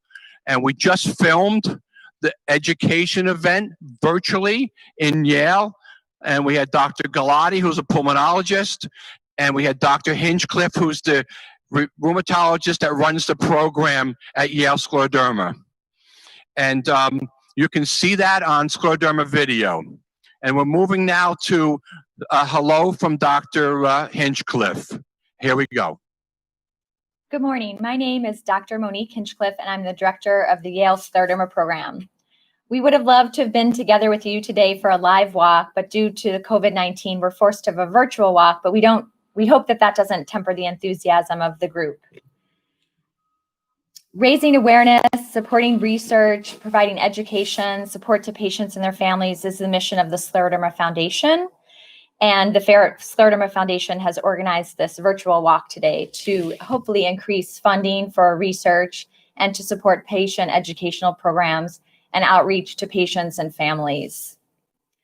In addition to support for patients and their families, the Scleroderma Foundation also has a board of medical directors that accredits scleroderma centers as scleroderma centers of excellence. And this designation means that that particular center provides expert level of care to patients, allows patients to participate in research studies, and offers educational opportunities for patients and their families. There are 8 Scleroderma Foundation Centers of Excellence in the tri-state area, and you can see they're listed here. We do recommend that patients with scleroderma seek out care at a Scleroderma Center of Excellence because of the level of care provided, as well as access to a multidisciplinary team of experts. Thank you. Hello, everyone. I'm Robert Riggs, CEO of the Scleroderma Foundation. I want to take this opportunity to thank you for participating in today's virtual Stepping Out to Cure Walkathon sponsored by the Tri-State Chapter. I hope you're enjoying a beautiful fall day. Like most of you, I'm at home doing what I can to mitigate the spread of COVID-19 and also protecting our scleroderma community. So I want to thank Mark Krieger and the board of the Tri-State Chapter, as well as Bruce Cowan and his fantastic staff for putting together today's events.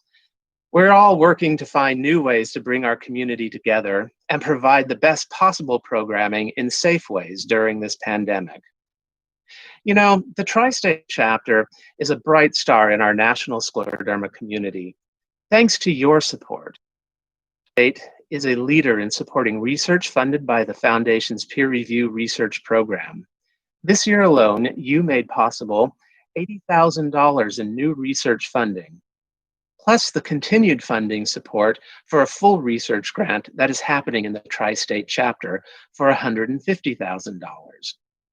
Tri-State is has also provided funding to establish our nationally recognized Early Career Investigators Workshop, a critical mentoring program created to help new investigators become more competitive in grantsmanship to prevail in our own research process, but also the research grant process at the National Institutes of Health. Thanks to Tri-State leaders in advocacy, the New York congressional delegation in Washington has been a leader in supporting legislation critical to advancing the needs of the scleroderma community and finding greater funding for scleroderma-related research at the federal level. In fact, the National Foundation's Advocacy Committee is co-chaired by two extraordinary leaders from the Tri-State Chapter, Rosemary Markoff and Susie Ballantyne. Their leadership has been vital to the success of our national advocacy efforts. Tri-State is also leading the way in working with the National Scleroderma Foundation as we implement a bold strategic plan to position the organization for the future needs of our community. In these difficult times of COVID-19 and the economic impacts brought on by the pandemic, the world is rightfully focused on finding treatments for the coronavirus. But now more than ever, the momentum we see in scleroderma research needs our support. Now more than ever, our community needs one another.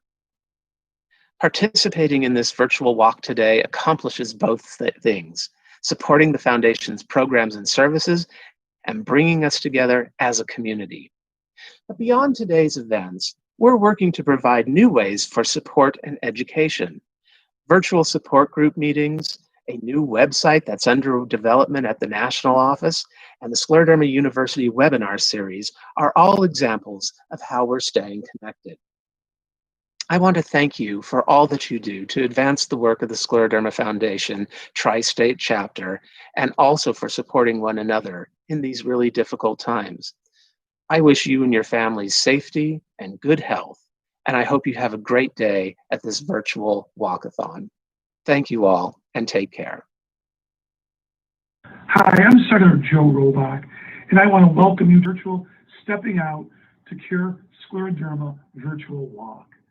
I've participated in this live many times, and I want to thank you for raising money to support people with this ravaging autoimmune disease, as well as their families, and even furthermore, going one step further to raise over $1.2 million for research to try and just get rid of this terrible, terrible disease. Oftentimes, many of us have good thoughts. You're putting those good thoughts into action and words. I really greatly appreciate, on behalf of all the families in our community at large, you taking this task and even now doing it virtually. So let's continue the effort, get out there, enjoy your virtual walk, and thank you for making a difference in these people's lives and making our communities healthier and fighting this terrible disease. God bless you.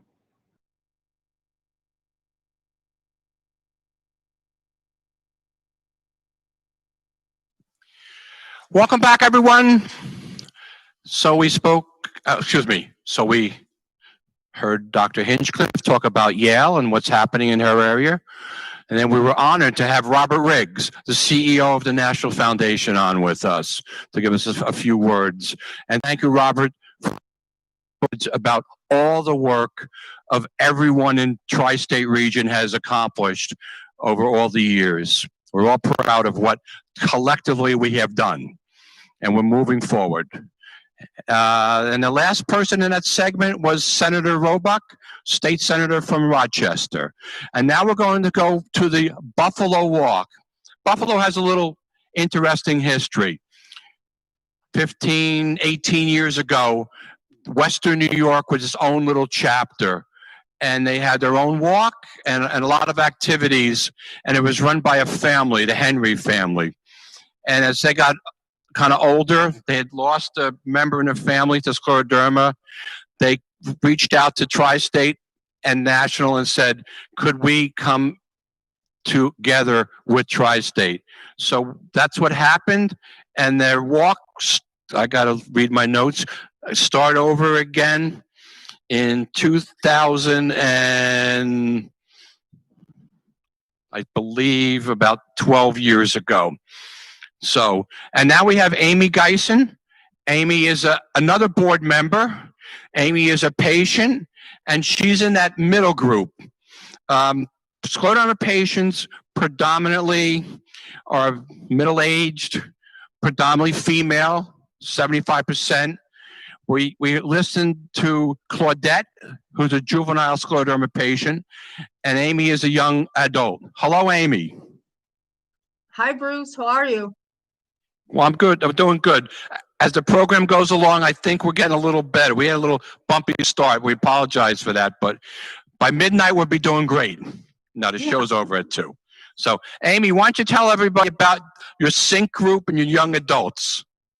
Okay, so SYNC is Scleroderma Young Adults Needing Connection, and basically what it is a designated platform online for scleroderma patients that are between the ages of 18 and 42 to come, connect, support one another. The group was designed to be all-inclusive, which means it's not just for the tri-state area patients.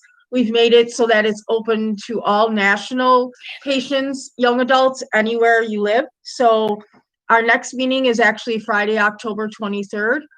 It's 7 p.m. Eastern Standard Time.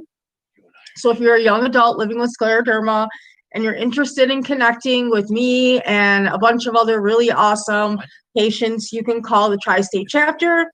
For more information, it's 1-800-867-0885 and come connect with your peers like me. Thank you, Amy. Amy has been very active with the young adults.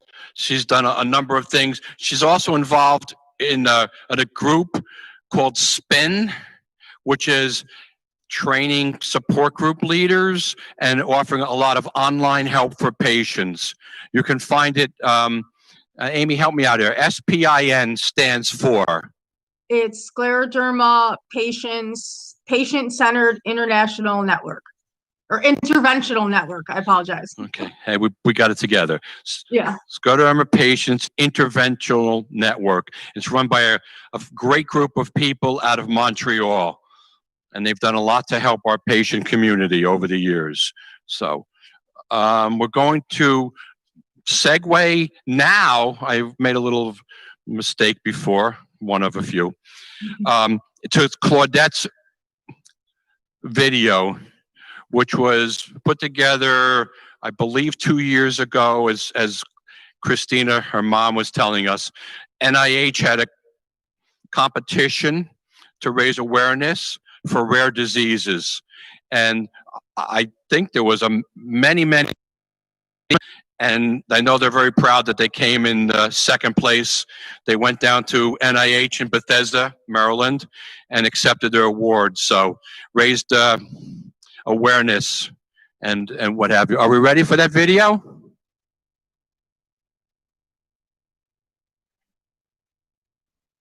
Thank you, Amy. You're welcome, Bruce. Oh, what do you mean sync? Yeah, we did that. Yeah, it's done. I believe we're moving into Claudette.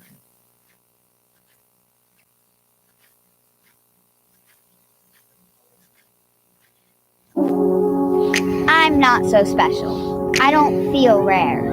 You already know someone like me, someone with a rare land of rare disease. Because 1 in 10 people has a rare disease. That's twice as many as cancer. If you put us all in one state, we'd be the size of Texas. If all the rare disease people in the world had our own country, we'd be bigger than America. We'd be our own superpower, the land of rare disease. Maybe we should go there, to our land of rare disease, and live in villages with names that no one has ever heard of, like CRMO or Scleroderma. That's mine. And after we're done making 7,000 villages for all our different rare diseases, we make more for the rare diseases that don't even have names yet. We would discover the secrets of our diseases, like hidden treasure. Then we would teach the rest of the world what we know. Because the secrets and science and genetics of rare diseases have already been behind life-saving medicines and advances. The entire world would finally know us, see us, and thank us. And we'd say, you're welcome. Things would be better in the land of rare disease. One more thing about the land of rare disease, half of us are children. Here in the real world, lots of us Moody, feel how are alone. you? Hardly any of us have FDA treatments. We can wait years just to be diagnosed. I'll be a doctor someday. There we go. But today, here and now, We're Sounds good. okay? We're bringing in a else to bunch of different people. we need more As soon as this video, you are going live. specialists, and people who Okay, care great. about rare disease. So as soon as it ends, We you're all going straight deserve in. the chance to get Okay. better. Okay. Even not so rare kids like me. Thank you so much again for doing this, Moody. You're awesome. Oh, it's good to be with you. Yeah. If you want me to adjust my time, I know it's going a little late. If you want me to go a little shorter, no problem. Whatever's good. Okay. Bring in Moody. Grammarly helps make your writing clear and concise, no matter where you are. Compose a cover letter that stands out, thanks to flawless writing and compelling word choice. Inspire your team with a presentation free of errors in spelling, punctuation, and grammar. Impress your boss with a proposal that gets straight to the point.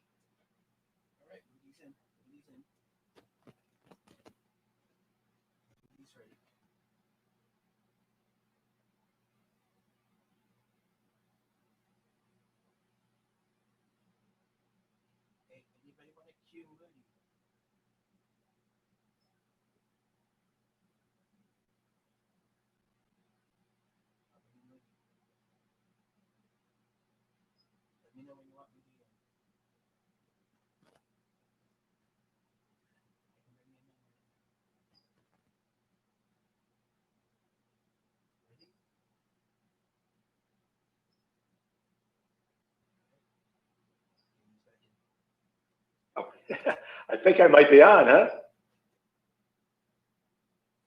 Hello, everybody. I don't know if you can hear me. My name's Moody McCarthy. I might be telling jokes right now. Is that true, Amy? Hit the ground running. Scleroderma Foundation. Great to be. My name is Moody McCarthy. I'm a comedian. I'm originally from Syracuse. I live in New York City now, but I'm an upstate boy at heart. That's all you need to know. Still got my Wegmans card, even though they're down here. But good to be with you. I hope everyone's having a safe quarantine. It's really changed my hygiene quite a bit. Now I'm washing my hands every 20 minutes, and I'm showering about once a month. That's where I am right now. If you're safe and sound wherever in New York you are. So I'm originally from Syracuse now, upstate New York. It was snowiest. Syracuse is the snowiest. Don't let the Buffalo people tell you otherwise. Syracuse is the snowiest city in the whole country, and they're tough too. I remember as a kid. But good to be with you. I hope everyone's with a snowplow blade come down the street. Hardy folk right there. We drink a lot. Upstate New York drinks a lot. We don't drink and drive though. We eat ourselves sober at the end of the night. I used to work in a bar that had a weight chart on the wall. I think we got somebody unmuted right there. There we go. That's all right. This is amazing that we're doing all that. I love these Zooms. These Zoom shows are great because I don't know if you know the trick. I get to touch up my appearance. I'm 85 years old, and I think I look pretty good on this little screen. There. So anyway, so I worked at a bar in Syracuse that had a weight chart on the wall to help you figure out your blood alcohol content. You guys would come up to the chart and go, all right, let's see if I can drive. We drank a little bit, 170. We don't drink. Okay, the chart says I could have because they're on. Well, I had 8. Well, I got to get up to 235. Hey, we got to mute some folks right here. I think somebody's got a leaf blower and a couple of, let's see here. A little bit of din, but we'll make it all work. Hey, I do want to say, I have a personal tie. There was a guy who ran a legendary comedy figure in Manhattan. He ran a club called the Comic Strip, and he was very good to me. He had scleroderma, and that's why I've always been aware of the disease. It's a tough, tough disease, and I hope we're making inroads on it. So back to the quarantine here. There has been a blessing, a silver lining. I have 2 little girls. I'm like an old dad, but I have 2 little daughters who are like, one's preschool and one's in 1st grade. And I've been homeschooling them, and I think I found my calling because the homeschooling started in the middle of March, and by the middle of May, both of them were licensed realtors. How about that? And they're coming into a tough market, but by the time they're 9 and 10 years old, I think they're going to be on top of it. Little tension at home. I'll mention that my wife works remotely. My wife has a real job. I don't know what she does, but you know, we got HBO and stuff. So she's essential to me.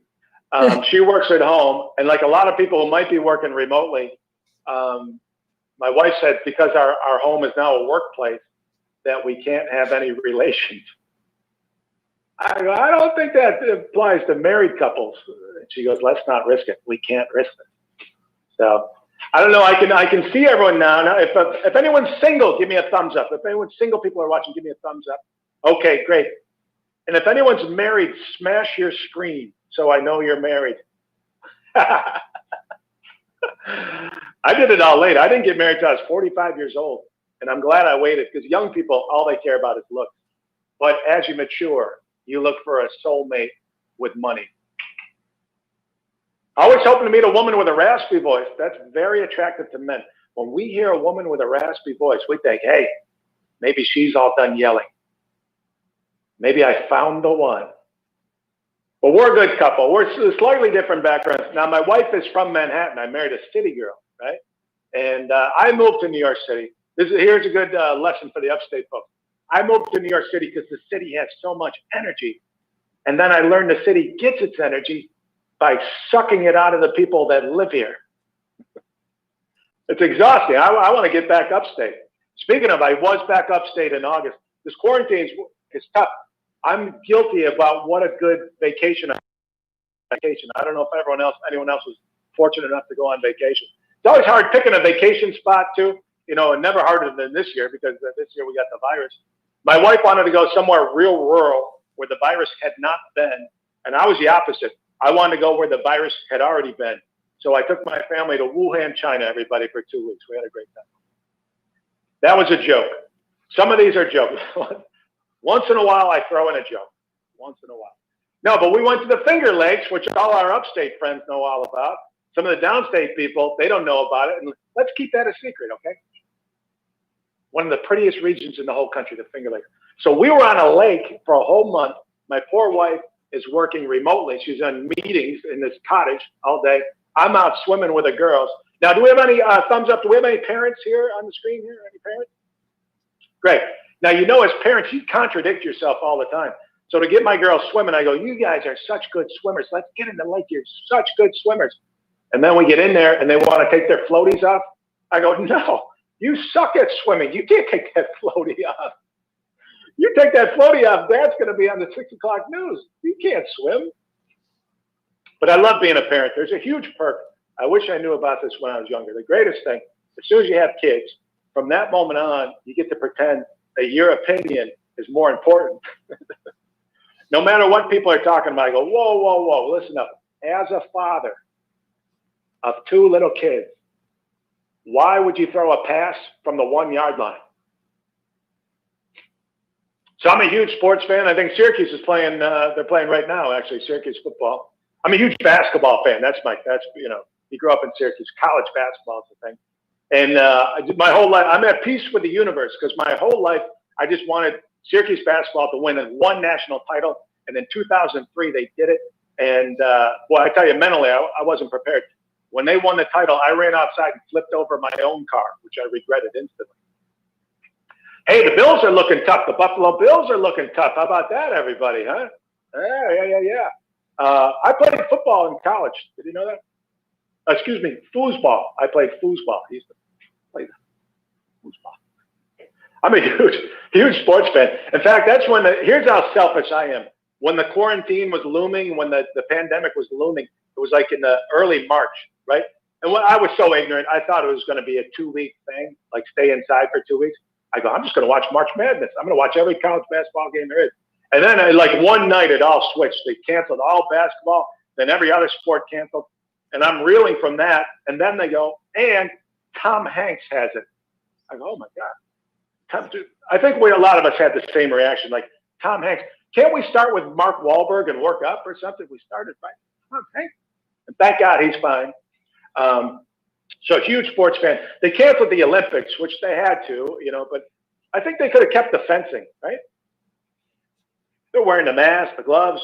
They're 6 feet apart. They got no fans.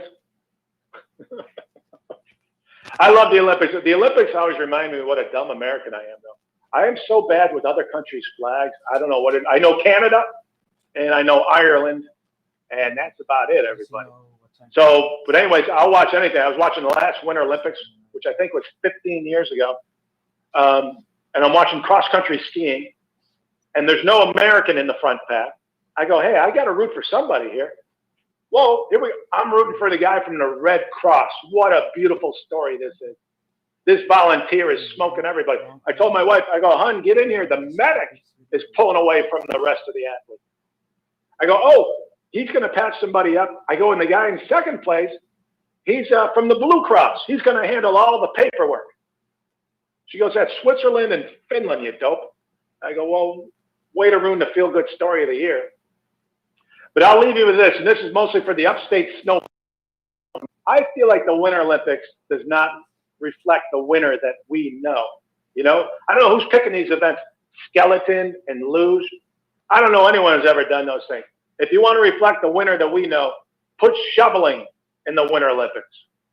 Let's find the best shoveler in the world and make the finals head-to-head. Not one person against the clock is not dramatic. Head-to-head, 2 driveways side by side, right? Some guy from Russia, some guy from Oswego. USA, go, buddy, go. And here's the thing. If you win the Olympic shoveling, you don't get a gold medal. You get $20. There you go, $20. Hey, that's it for me. I'm real thrilled to be a part of it. I hope we raise some money and raise some awareness. And thanks everyone for tuning in. I couldn't hear you. Hopefully you could hear me. And I had a great time hanging out with you. And I'm going to try to listen to the rest of the thing. Thanks, guys. I really fabulous. Thank you, Moody. Oh, thanks so much, Amy. Appreciate it. Thank you. Thank you, Moody. Appreciate it. Can you hear me, Moody? Thumbs up. If you can hear me. Yes. The gentleman that ran the comedy club, Lucian? Yes.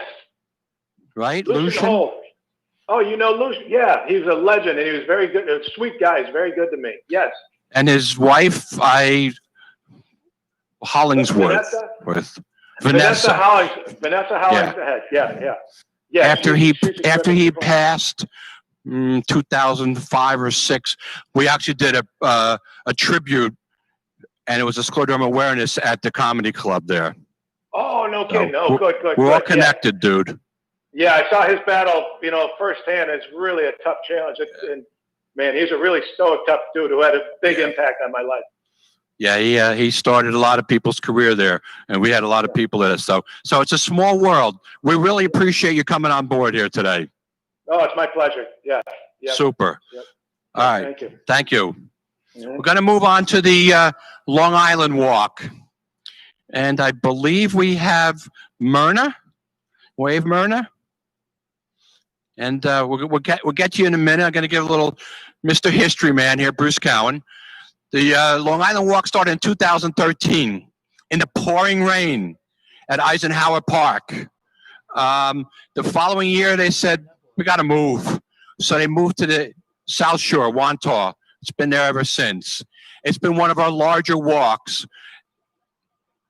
Candace said earlier about one of our diamond sponsors for 10 plus years on Long Island's Bethpage Federal Credit Union. And dedicated, motivated scleroderma patient Barbara Musco, who was an executive, and they've supported us through Barbara. And Barbara, 11 years ago, would have been 2009, she had a double lung transplant at Columbia. And unfortunately, it kept her alive for 11 years, but in February of 2019, she passed. But Barbara's team, led by her partner, Barry, is still part of our group and still raising funds and still raising awareness. Myrna, good morning. Myrna's our support group leader out in Suffolk County. Say hello, Myrna. Tell us a little about you. My name is Myrna Carrasquillo, and I'm an assistant group leader for the Scleroderma support group in Suffolk County, along with Beatrice Acevedo, who's actually the group leader. Beatrice has been running the group, and she's had Scleroderma for 25 years. I've had it for 10. And, you know, we try to make our group, we do the learning, but we also do a lot of different activities, but now with the pandemic, we can't do that, of course. So everyone has to do, but I've had Scleroderma for 10 years. And thanks for all the doctors and the support group, because it's helped me out a lot. Thank you, Myrna. Myrna and Beatrice are at the walk every year running the awareness and the selling booth, and we appreciate that. There also are, for the chapter, there are Spanish speaking, and so if we have a patient that needs to speak Spanish, we route them off to Beatrice and Myrna to help us and stuff. So we certainly appreciate that. That's our Long Island. I think we're getting ready to move into our support group. Little video coming up.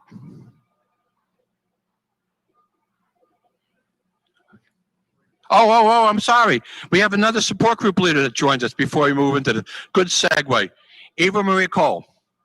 Eva is our support group leader in Nassau, Queens. So between Beatrice and Myrna and Eva, we've got Long Island covered. I know you're shy, Eva, but we'll give you 30 minutes. Go ahead. Hi, my name's Eva Marie Cole. I'm the captain of Team Cole. This would have been our 5th year walking for the Scleroderma Foundation Tri-State area. I'm also the support group leader for the Nassau Queens chapter. Unfortunately, I just lost my co-leader in April, Heidi. So this year I'm dedicating my walk and all my donations for Heidi. We miss you, we love you, and thank you for letting me be part and help out with the organization. I've had Scleroderma for 14 years. I've only been active for 5. So thank you for getting me out of the closet and being part of this. And I'm really excited to see what's up next for the rest of this virtual walk. Thank you, Eve. It reminds me, looking at Eve and Myrna, the foundation every July has a national conference. It moves from the East Coast to the Midwest to the West Coast to space it out so patients from all those different areas can attend to it. And we had the conference in July of 2019 was in Chicago, and both Myrna and Eva were able to attend, where they, as a support group later, can go to a lot of sessions, learn more about the disease that they have, because all patients have different variations of scleroderma, but it's a great learning experience for them to carry home to their support group. Unfortunately, this July, the conference was supposed to be in Seattle. And if everybody recalls, back in February, Seattle was a rough place for the pandemic. So the conference had to be canceled on an effort to keep all the patients safe. So it turned into, and you can see this at scleroderma.org, I believe at this point, we've probably got 10 or 12 webinars every Wednesday at 3 o'clock. And it's called the Virtual University. It was a summer session, and now it's moved into the fall session. So for patients that would like to see different webinars, a couple of them recently were talking more on the emotional than the medical. You can go to the national website, as I said, scleroderma.org, virtual university, and you can get some learning. You know, we're all about education for the patients. We're all about education for the community and the medical community, and education and support kind of blend together at that. So, but if you look at my shirt, you see support, education, and research. You know, it's been our motto. I guess we could look at it over here. Support, education, and research. And that's our threefold mission.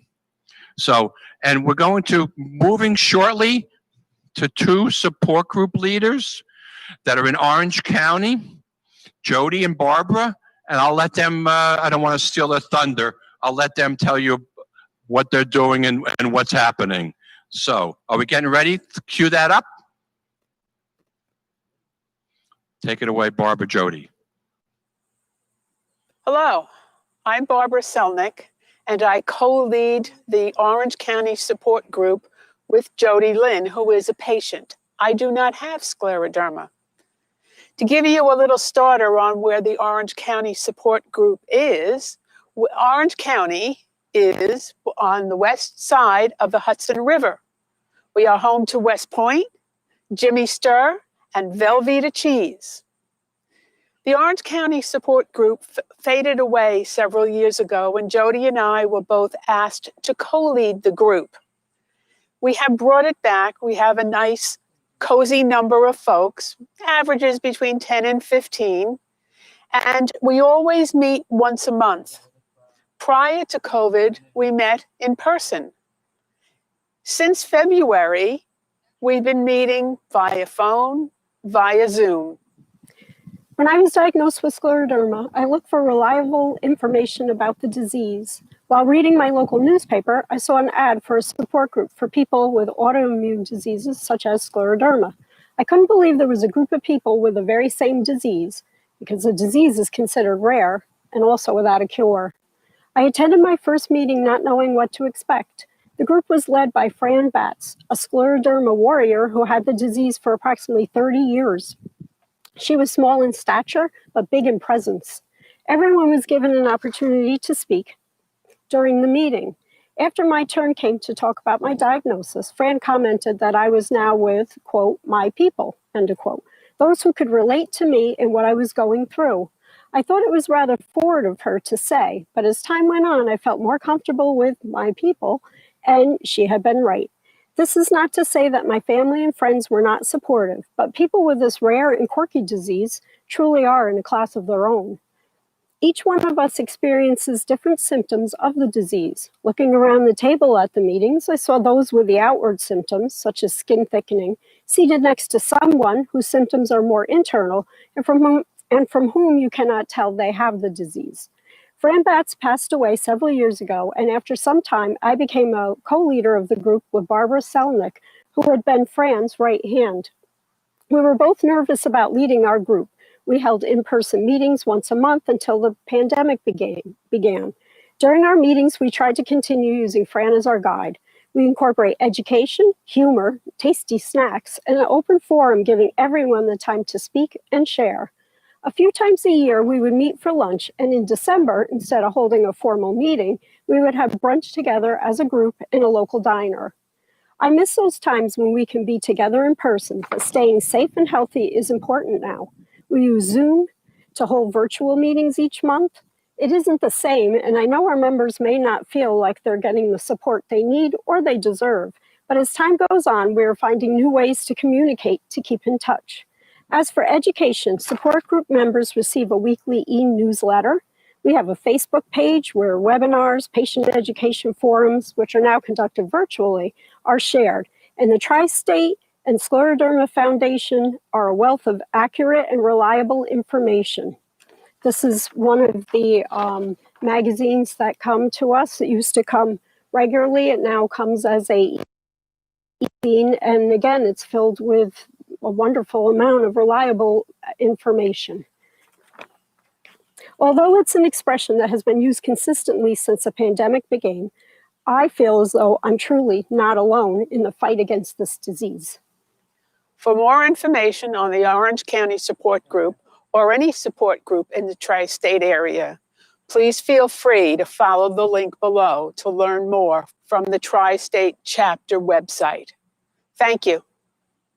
Have a great walk.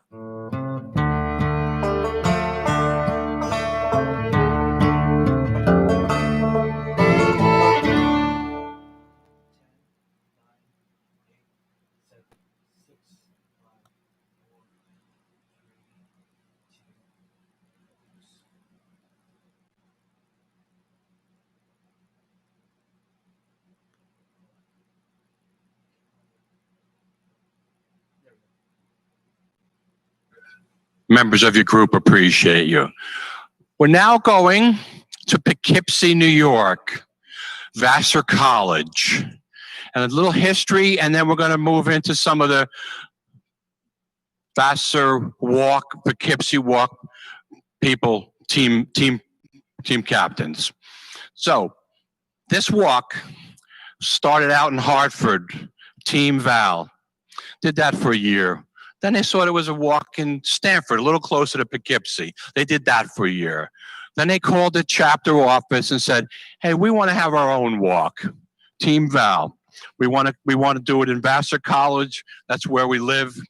Team Val is for Valerie Cornell, who passed from scleroderma, and her son Scott, and her daughter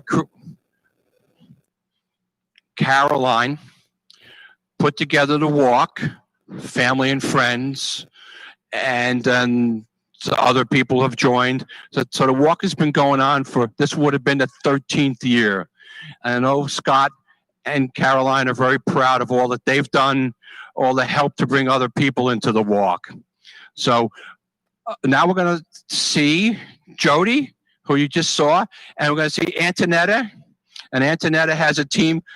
I'm going to let her tell you the name of it because I'm going to mess it up. So Antonetta, say hello and tell us all your activities. We're proud of you, and I know you're proud of what you've done. Hi, Bruce. My team's name is Sclerevivers. We started the team in 2009 with probably just actually 3 or 4 people. We've increased our team. We do a lot of fundraising throughout the year. Our biggest event is the Newburgh Brewery event that we hold usually around the May-April timeframe, depending on the weather. It's our largest event, and then we hold a lot of smaller events. We do Five Guys. I just did a live fundraiser for golfing. So we try to hold a lot of different events throughout the year. If I can, I would just love to thank my team for every year coming out and supporting all the families and friends that donate every year to the Scleroderma Foundation, who support my team and Scleroderma. So that's pretty much it. And my husband is here as well. So. Hello, Bruce. I've been to the Newburgh, excuse me, Newburgh Brewery event, and it's phenomenal. You have somewhere like 50 or 60 raffle items that you and your daughter and family can collect for that and what have you. I think you have like 150 people on a Sunday afternoon. Yes. And raise some money and raise awareness. Yes. So we thank you for that. Yeah. Jody. Yes. Hello, Jody. Hello, Bruce. How are you? We're doing okay. We're getting our bugs worked out. As I said before, by midnight would be perfect.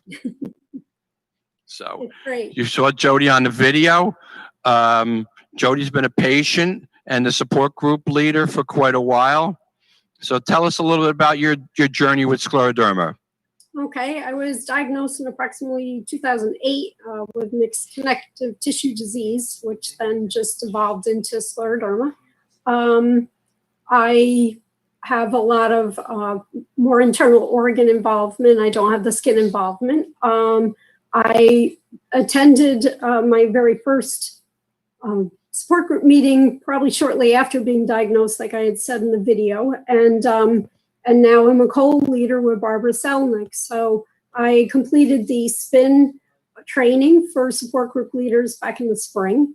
And I also am a team captain for our Orange County support group team for the walk. So we have been trying to kind of get our momentum going, and we did quite well until the pandemic. So virtual for us, we've been hosting Zoom meetings every month, a couple social meetings where we just chat, and we try to do our best, and keeping everybody together and keeping in touch. It's a little difficult, but this is our new normal. So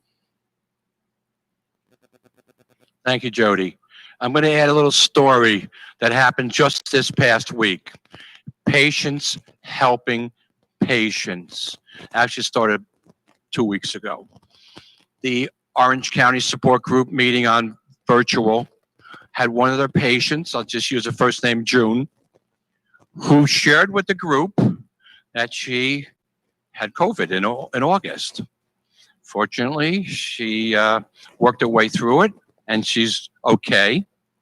So then we got an email just the other day from another patient who's part of the Long Island group. I've known her personally for a long time. She's a dynamo. And she said that she tested positive. So between Jody and I, we connected June to the patient in Long Island to share stories. So that's what we're all about, helping each other.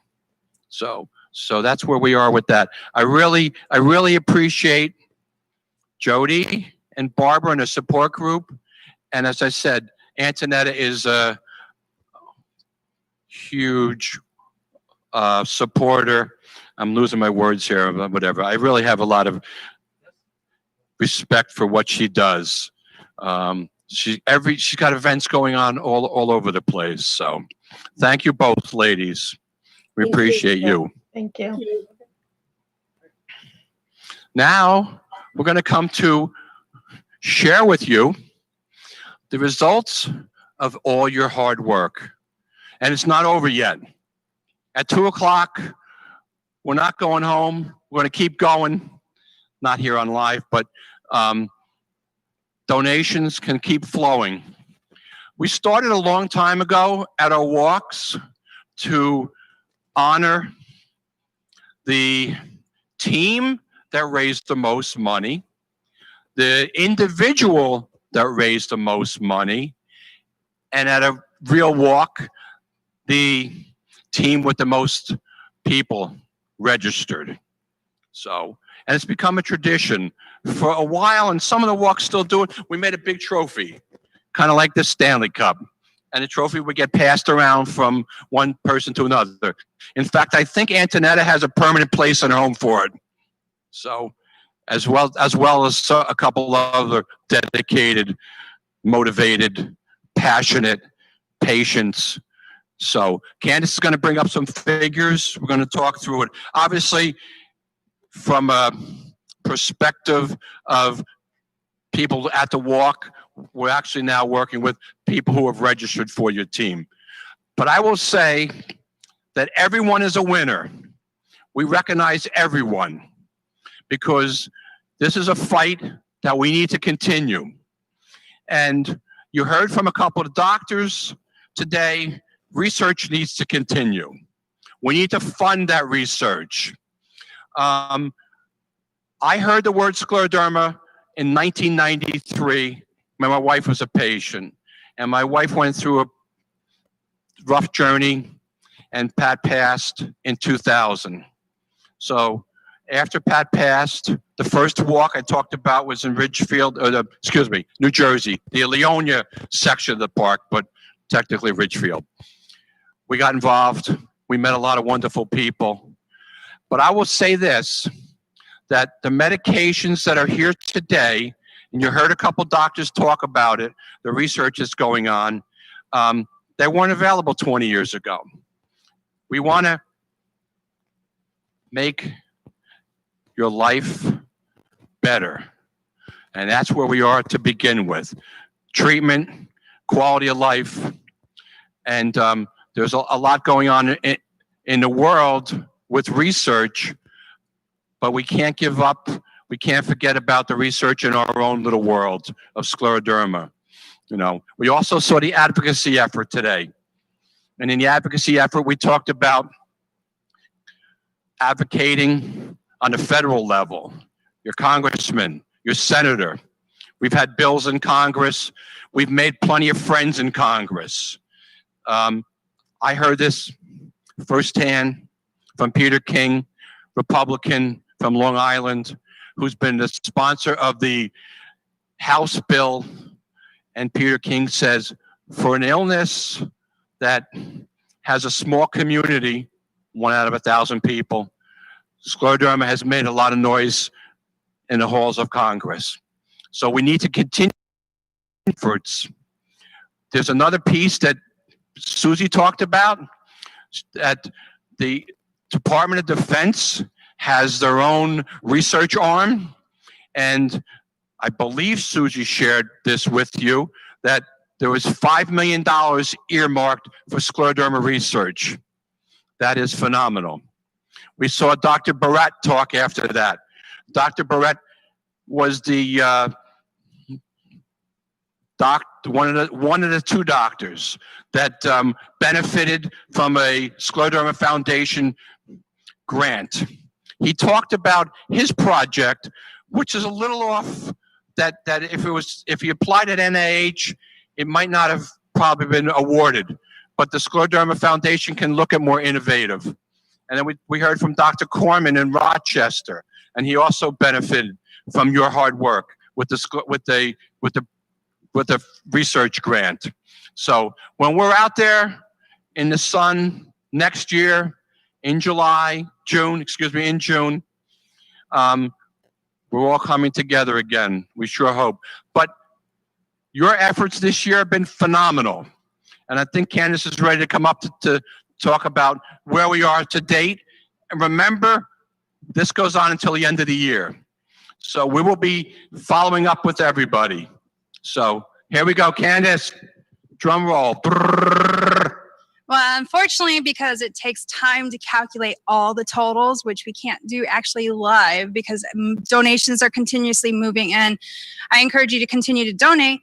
And on Wednesday, we will actually do a final total and also do our final results. For right now, this is the preliminary results for the team totals. Bear with me because I have a lot of information. All right, so for Albany, top fundraiser as of today was Nancy Sokol. We want to say thank you, Nancy, for doing an awesome job. She also has Nancy's Jeans team, which also got the award for the top fundraising team. For the top participants for Albany for the team is Team Mayville and Renna. So I want to say thank you, Albany. You guys did a phenomenal job. Continue to spread scleroderma awareness in your community. I do want to acknowledge for all of our participants. I don't know, did you guys forget about the swag raffle? We'll get to that. No, did you forget? We'll get there. Well, here's the thing is that all the participants got a free entry in if they got registered before the 31st. They also had a chance to literally get a little extra entry if they link their Facebook page to their Team Raiser site. This year was the first year that we had the capability of linking our Team Raiser to our Facebook to promote scleroderma awareness. So this year we have a hoodie and a hat. So this year for Albany, it is Jenna Humphrey. We want to say thank you. We'll be contacting you on Wednesday to make arrangements. Now we'll go over to Binghamton. This year, we had quite a few teams, and we want to say thank you to all of our teams that have participated in the walks. This year, as of right now, our top fundraiser is Jill Welch. Jill Welch has been performing for the past couple of years in the Binghamton community, and she's been doing very well, and she actually had her own event over in Ithaca. We want to say thank you to Jill Welch. She also has her team called Jill's Jewels. She had gone out and incorporated her team, and they actually fundraised in their community and did a phenomenal job. For in regards to the participants, unfortunately, Jill's Jewels didn't get the trifecta. We have Team Costello, who actually had the most participants. We want to say thank you for participating. Now, in regards to the swag raffle for the Binghamton community, it is Nadine Fedonis. We want to say thank you. We'll contact you on Wednesday with that as well. Now, in regards to Buffalo being the very first walk that we actually considered about doing a virtual event in the very beginning. Yeah, Buffalo had a walk I talked about before, and it went on hold for a couple of reasons. So back in the fall, we said, we're going to do a virtual walk. We kind of were ahead of ourselves in that regard. So, so here we are with the Buffalo virtual walk that was kind of being hatched. Go ahead, Candace. It was a concept in the making, and we thought it was a great opportunity to engage the community, see who would be interested in a potential walk in their community without putting out the footwork in the community and holding a physical event. It was a trial run, and as we are all walking in, we're all doing it together this year. Unfortunately, we were able to do wonderful work.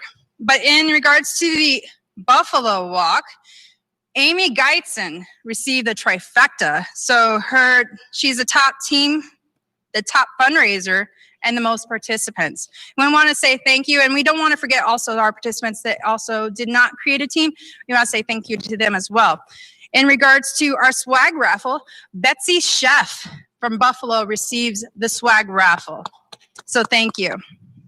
So in regards to the next walk, I'm doing these in alphabetical order. So if you're wondering that during our section, we kind of bounced around a little bit, this is actually going to be an alphabetical order based on location.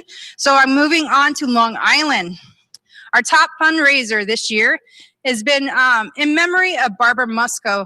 It's Team Musco that came in as the most fundraising for the team. In lead of Barry Bazarski. We want to say thank you for an awesome job and your connections in the community. And please continue to spread scleroderma awareness, regardless of you were part of the Team Musco or not, but part of the Long Island Walk, we appreciate it.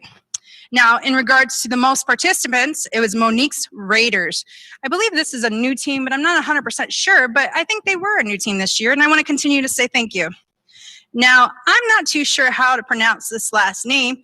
I don't know if I want to try it, but Long Island Swag Raffle winner. Pasquale. First name, that's good. Angelina, something. Agugliaro. I do apologize if I just butchered your last name, but we will be getting in touch with you on Wednesday to be able to arrange for your swag raffle for the Long Island Walk. Now we're going to move on with the Manhattan Walk. There is some kind of errors with that, and I don't really announce that at this moment in time because we had some fluctuations in regards to moving funds from one walk to the other. So I will have to announce that online later on in the day. So I will announce Manhattan's top winners then. But in regards to the swag raffle, we have Douglas Lopez from the Manhattan Walk. We will get in contact with you on Wednesday. New Haven. We have Mary Contadino for the top fundraiser and Italian Stallions, which is her team. We want to say thank you again, Mary, and your team for spreading scleroderma awareness. And for the top participants, it's Mayor's Mobs. Thank you. And also for our swag raffle, we have Lisa Spiegel. And I think that's Team Lisa is the team captain. So I want to say thank you again. And we'll move on to Poughkeepsie. Now, you've heard this woman speak in the Poughkeepsie segment. Her name is Antoinette Chiocci. She's also the leader of Sclerovivers. We want to say thank you. You earned the top fundraiser and also the top fundraising team. But in regards to the most participants, we have to give a shout out to the OC support group, Jody Lynn and Barbara Selnick. We want to say thank you guys and everybody that's part of the OC support group. You guys are awesome. Definitely spreading scleroderma awareness. In regards to the swag raffle, we have Robin Benedict. Robin, we want to say thank you, and we will be contacting you on Wednesday. Now, in regards to Ridgefield Park, let's see. Would you believe this? Mark Krieger. As of right now, this is the total of top fundraiser. It may be a little fluctuation. We may have a little closeness. I will definitely make sure that when I put these out officially, like I said, these are all preliminary. Last night, I couldn't add on additional totals as of this morning because people are continuously donating, and I appreciate the constant donations because this event is not over. But as of right now, it was Mark Krieger as of last night, and then Team PEG for the top fundraising team. They also had the most participants. So thank you, Team PEG. And for the swag raffle, we have Kim Albensi. I don't know if she has a connection with the team. I have to look into it, but she did participate, which is awesome. Now, in regards to Rochester, we have I Love Kay coming on with the top fundraising team, and also the top fundraiser, Valentine Fenty. We want to say thank you for doing an awesome job and spreading scleroderma in your community as well. And also for the most participants, it's Walkers for Wanda. Thank you. Now for our swag raffle for the Rochester community, it's Michael Scott Christensen. We'll get a contact with you on Wednesday to give you the information then. For Syracuse, it's still up in the air. There's some donations that came in, but I believe the top fundraiser is Amanda Bennett. The top fundraising team is Team Snyder, and the most participants is Team Snyder. We want to say thank you for everybody that got involved with Syracuse, because that was a brand new team or a brand new walk, similar to Buffalo. Redo. Yeah, redo. Definitely I would say not really a redo, a relaunch. Right, relaunch. Definitely a relaunch. All right, so we'll move on and we'll go to Westchester. So in Westchester, our top fundraiser as of last night was Amanda Walsh. Team that won the top fundraising was John Taddy, and the most team participants was Alexandra Kobitz. I think that's in memory of Alexandra Kobitz. The mom. And our swag raffle winner is Robert Walsh for the Westchester Walk. So we want to say thank you to all of our participants and all of our teams. You guys did a phenomenal job. We want to say thank you for not only registering, hooking up your Facebook and on social media, and spreading scleroderma awareness in your community. Now we're going to move over to silent auction winners. Right. You want to get that together, and I'll chat for a little bit here. Let you do that. So we set a budget every year, historically, based on where the walks were and all of the wonderful donors. And obviously we had to revise that budget for this year. Say that we're very close to topping our goal. And so we got some more time going on. The last couple days, the flow of activity has been phenomenal. So we appreciate you and thank you. And we look forward to putting the final figures together. Because some of the figures, as Candace implied, have jumped up in the last 24 hours. So we're going to take Monday and Tuesday and get our ducks in a row, and we'll announce everything on social media and get in touch with the people who were the largest team donor that raised the most and the team that raised the most, as well as the people that got a little ticket in there for the swag to win a sweatshirt and a hat and whatever. So we appreciate that. We have two more components to our walks. We have our silent auction. We're going to see what happened in the silent auction. And then we're going to talk about our raffles. People have been buying raffle tickets, and you've been keeping April busy on the phone for the last 3 hours. So there we go with that. So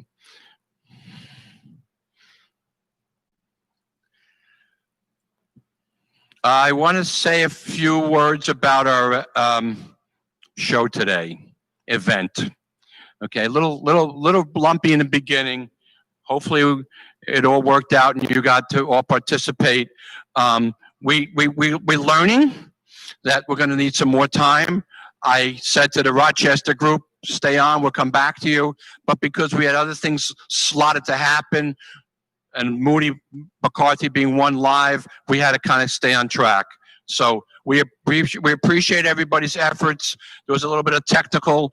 I wish Mark Krieger had gotten on as our board president, but we had a little challenge there. But as you saw through the course of the show, and as you heard when Candace was telling you who some of the top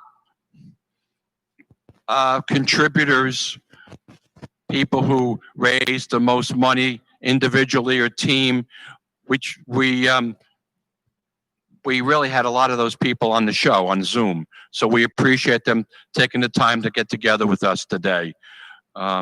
We put together, I believe it was 7 doctors. We put together the 11 different Zooms. We had support group leaders. We had advocacy. And some of these things we did on Zoom, some we did in person while we were putting together the Albany Ed Forum. We had Dr. Shapiro. You can get that Ed Forum on sclerodermavideo.com. We did videoing of Dr. Hinchcliffe and Dr. Galati, who was not part of the program today, but that was the Yale Ed Forum. And then we had Dr. Shapiro, Dr. Spira, excuse me, Dr. Robert Spira, Dr. Jessica Gordon, and Dr. Frank Barat, the researcher, when we did the education program for HSS, which will launch hopefully on October 25th. We're launching them on a date that was been the original program. So I've been around for 17 years. And I know from our history, looking at back at newsletters and whatever, we've had ed forums for over 30 years.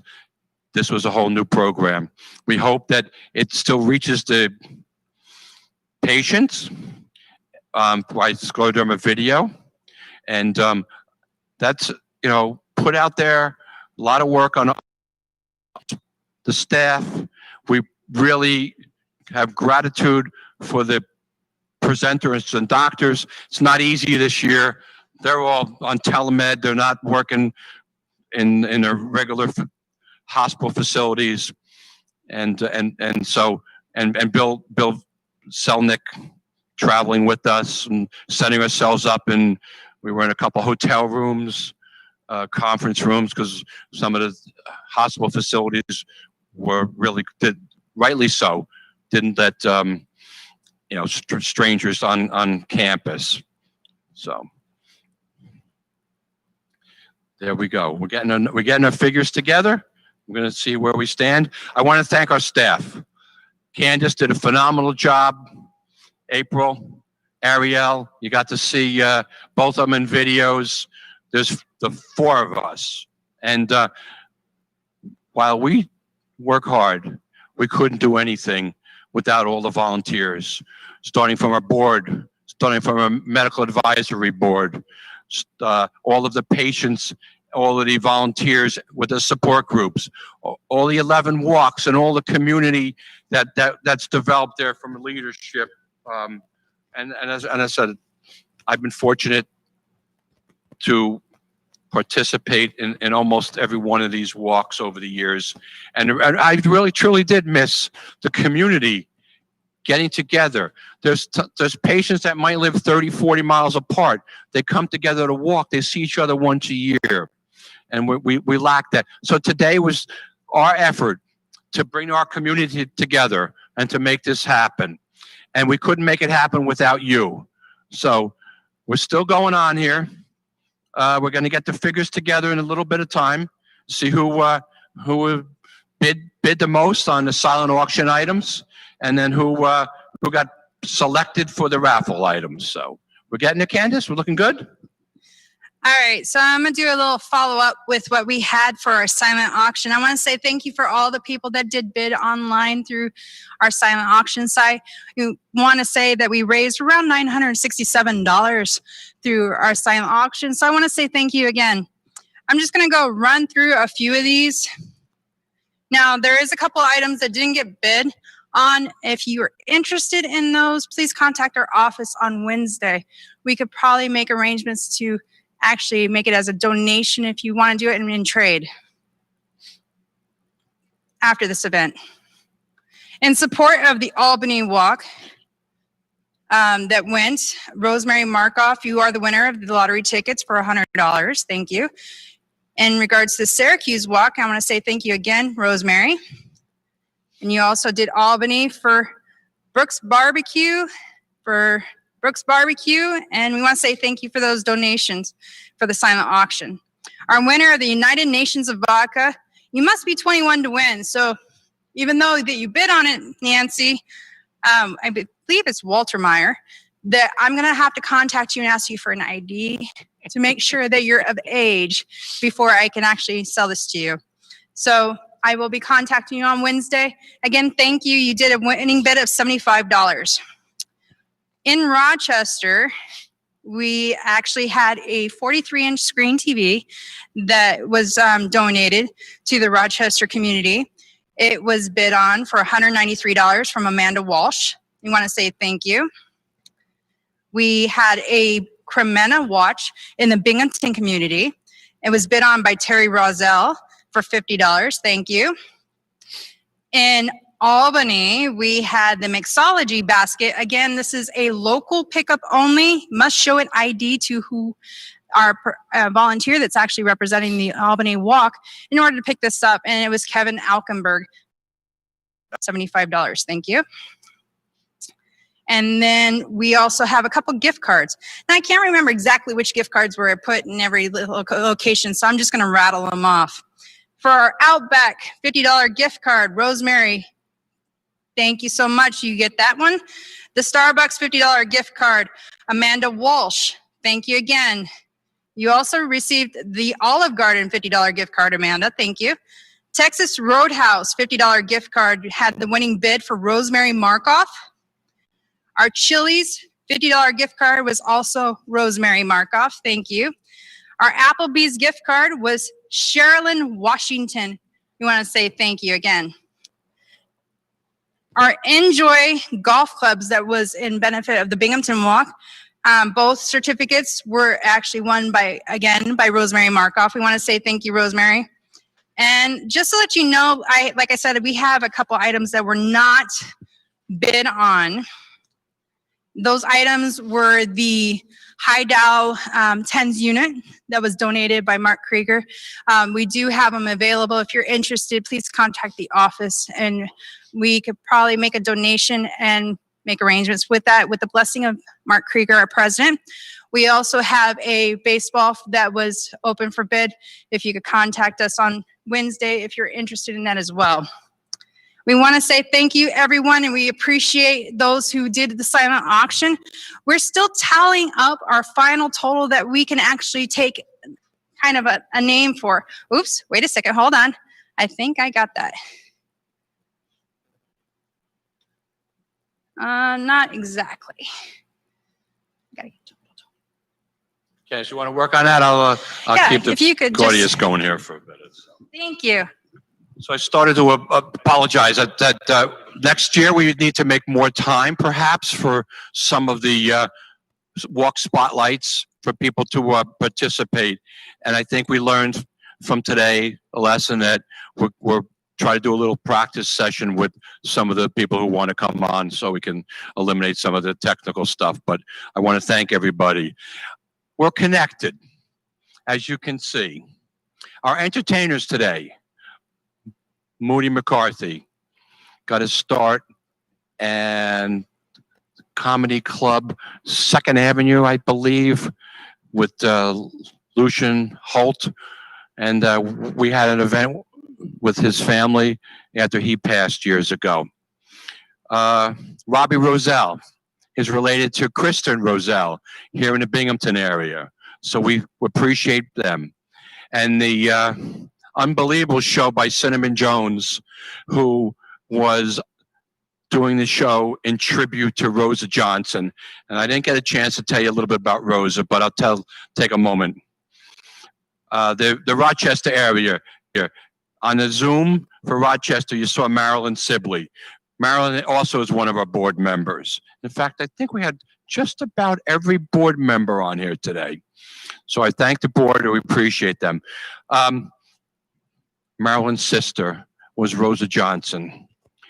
Rosa and Marilyn moved into leadership roles in the Rochester area. I said earlier about the Buffalo area was its own separate Western New York chapter under a sister organization, and over time that became part of the Tri-States territory. So we then covered all of New York State.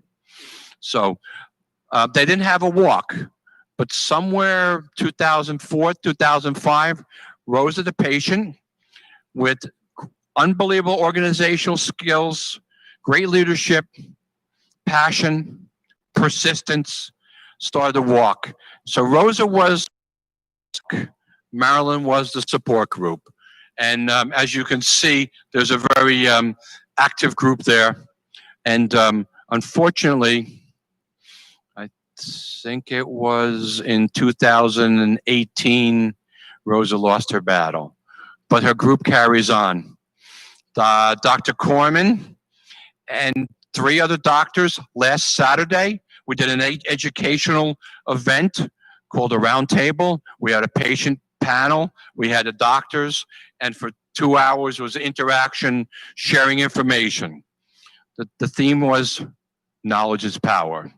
When you have scleroderma, you really need to be proactive for your health. You need help from your family, your friends. You need support in many ways. It's a tough illness, as we all know. And that event, which was viewed by 50-something people, not in Rochester, but people literally all over our region and even all over the country. We also had 8 students from the College of Nursing. I'm struggling on what exactly, REOC. And that's another strategic point of us to educate the medical community.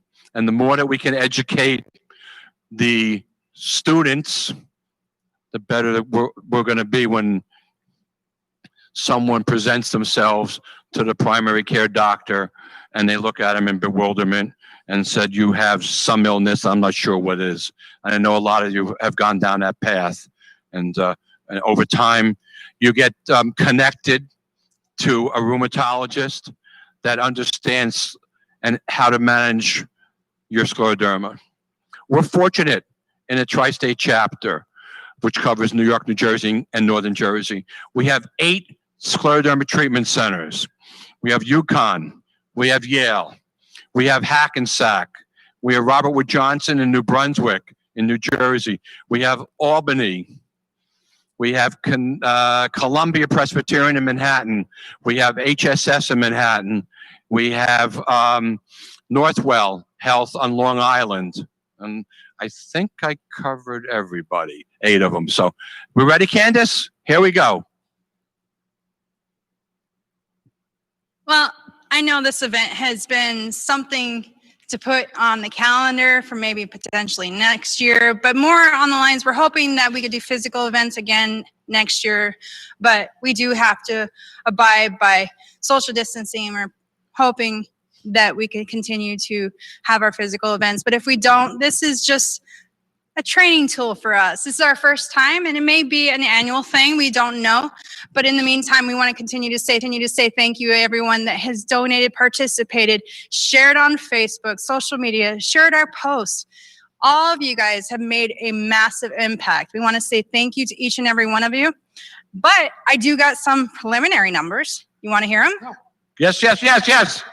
All right. So I can't give you every detail in each walk. What I'm going to do is do it as a grand total, because this year, you know, we were planning to have our physical walks where at each of our walks we could have an actual total for each location. But this event is literally combining all of our different walk locations and make it into one fundraising event. So we want to say thank you again for all of our donors, but I can say this, we have actually raised over $146,000. Thank you. That's awesome, community. Thank you. Thank you. Without your guys' help, we could definitely, you know, make a splash, you know, in our community. You guys are definitely helping us, the scleroderma community, through our support, our education, and also our research. Now, I know that people have been trying to get in hold of us throughout the event, said that they had some difficulties trying to make Facebook donations. Please keep in mind that Facebook is another tool that we were able to make online donations through our site. Sometimes Facebook does have a little bit overwhelming, and I do apologize, but unfortunately it's technology, it's all new. So if you still want to make a donation, even after the time that this video goes down, don't be afraid to jump on steppingoutwalk.org and make a donation, or try again on Facebook if you're donating to a particular individual for one of our walks. We want to say thank you, but we're going to move over to one more little thing, because we had sold raffle tickets.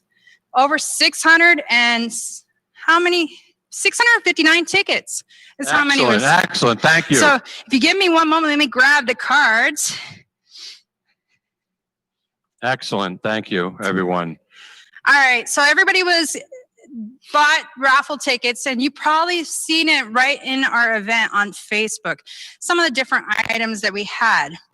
So now keep in mind, some of you guys probably don't even know your names were put in there. So I do apologize if I call your name right off the bat, because our first bag is a bag that we have is actually for Donna Kraus.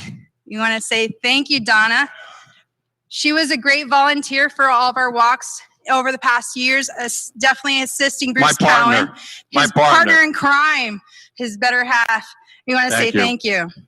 Our second bag is a scleroderma bag with a book, a tumbler, a jar opener, some hand exercise. So this is more of a patient bag. It is for Kristen Sager. You want to say thank you. Now, this is another one. Your name was put in there by an individual, and I'm not going to be able to tell you who, but this is a scleroderma knit pool backpack with some Muck Lux slippers and a water tumbler. This is going to Myrna. Myrna All right, Myrna, thank you for buying tickets. Another individual gets a scleroderma tote with an assortment of different items that are scleroderma related. Is going to Scott Cornell. Scott's, as I said, is a team pal. So, all right, Scott, for all your work over all the years, we thank you. We appreciate you. Then we also have a Bath and Body gift set, body cream and lotion is going to Mona Eisler. Mona, thank you. We have a patient bag that is going to be going out to Patricia DePaffy. Thank you, Patricia. Another gift bag is going out for a patient gift bag is going to Rachel Barta. And one of the I think this is more of a swag style because it's pretty marked up pretty well. It's a scleroderma office tote. It has a business card holder for those executives, a pen set, and you know, there's times where we always stress out, so there's a stress ball in there. So Jerry Renna, you actually won that one.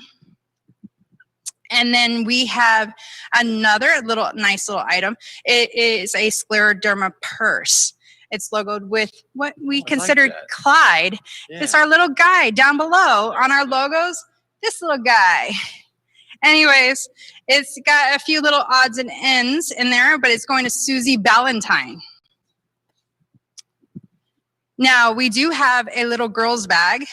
It was put in by an anonymous donor for an individual who helped with some of the fundraising efforts in our videos earlier in the show. It is girl's blanket flower backdrop, some journal and some knit gloves. And it's going to Natalie Puccio. So yeah. Natalie's one of our walk leaders in New Jersey. And then we have a little basket. I wouldn't say it's a basket. It's more like a little lunch tote. And it's kind of like an appreciative thing. And it has a soup holder and a journal and a Scleroderma tote that's reusable for grocery. And it's going to Rosemary Markoff. Thank you, Rosemary. One more. Three more, excuse me, on one card. Four more. Four, what have you. So we have a nice Camo reusable tote bags. We actually have two of these. They come with a power bank. So the first one is going to Ro over, and I believe that is Manhattan. Ro Morera. And the second one is going to Crystal Roselle from Binghamton. Thank you. Now, we have some Union Bay tote bags. They are going to Tracy Mizek. I'm sorry, Tracy. Tracy M. But she's from the Rochester community, but congratulations. And this last and final raffle item is going to Olga Casarello, is also another Union Bay tote bag with a power bank. We want to say thank you for donating for the individuals that donated for those individuals, and also the people that donated and made raffle purchases. Again, we want to say thank you to all of our participants. Those are our walkers. We want to say thank you to all of our corporate sponsors.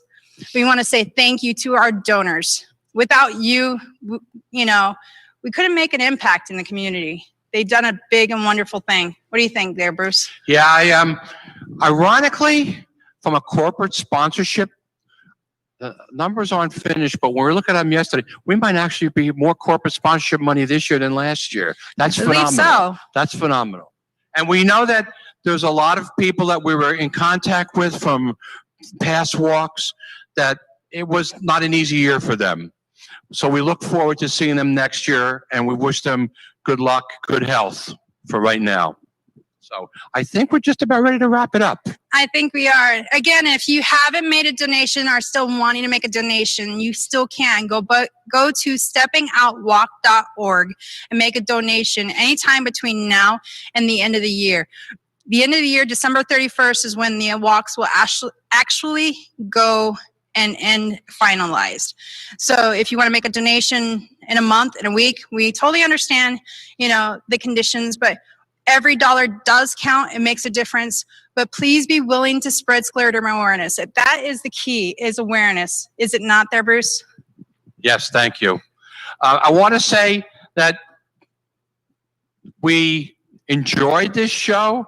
I can't believe we've been on for 4 hours now that it's coming towards the end. But we're looking for feedback. If you would want to email us, you want to call us, and just tell us, hey, what worked or what didn't work, because there's a chance, as Candace says, that we might be doing this again next year.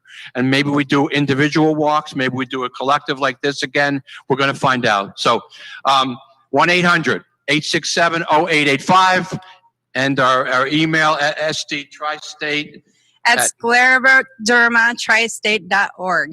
So we want to say thank you and take care. Thank you. See you again. Roll the credits.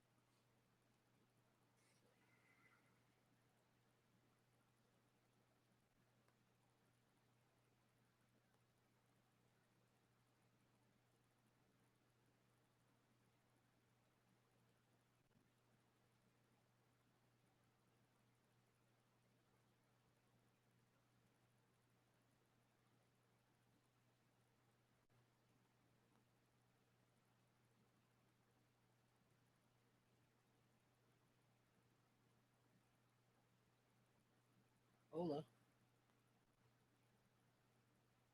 Wait, hold on, I can hear you. There we go. Can you hear me now?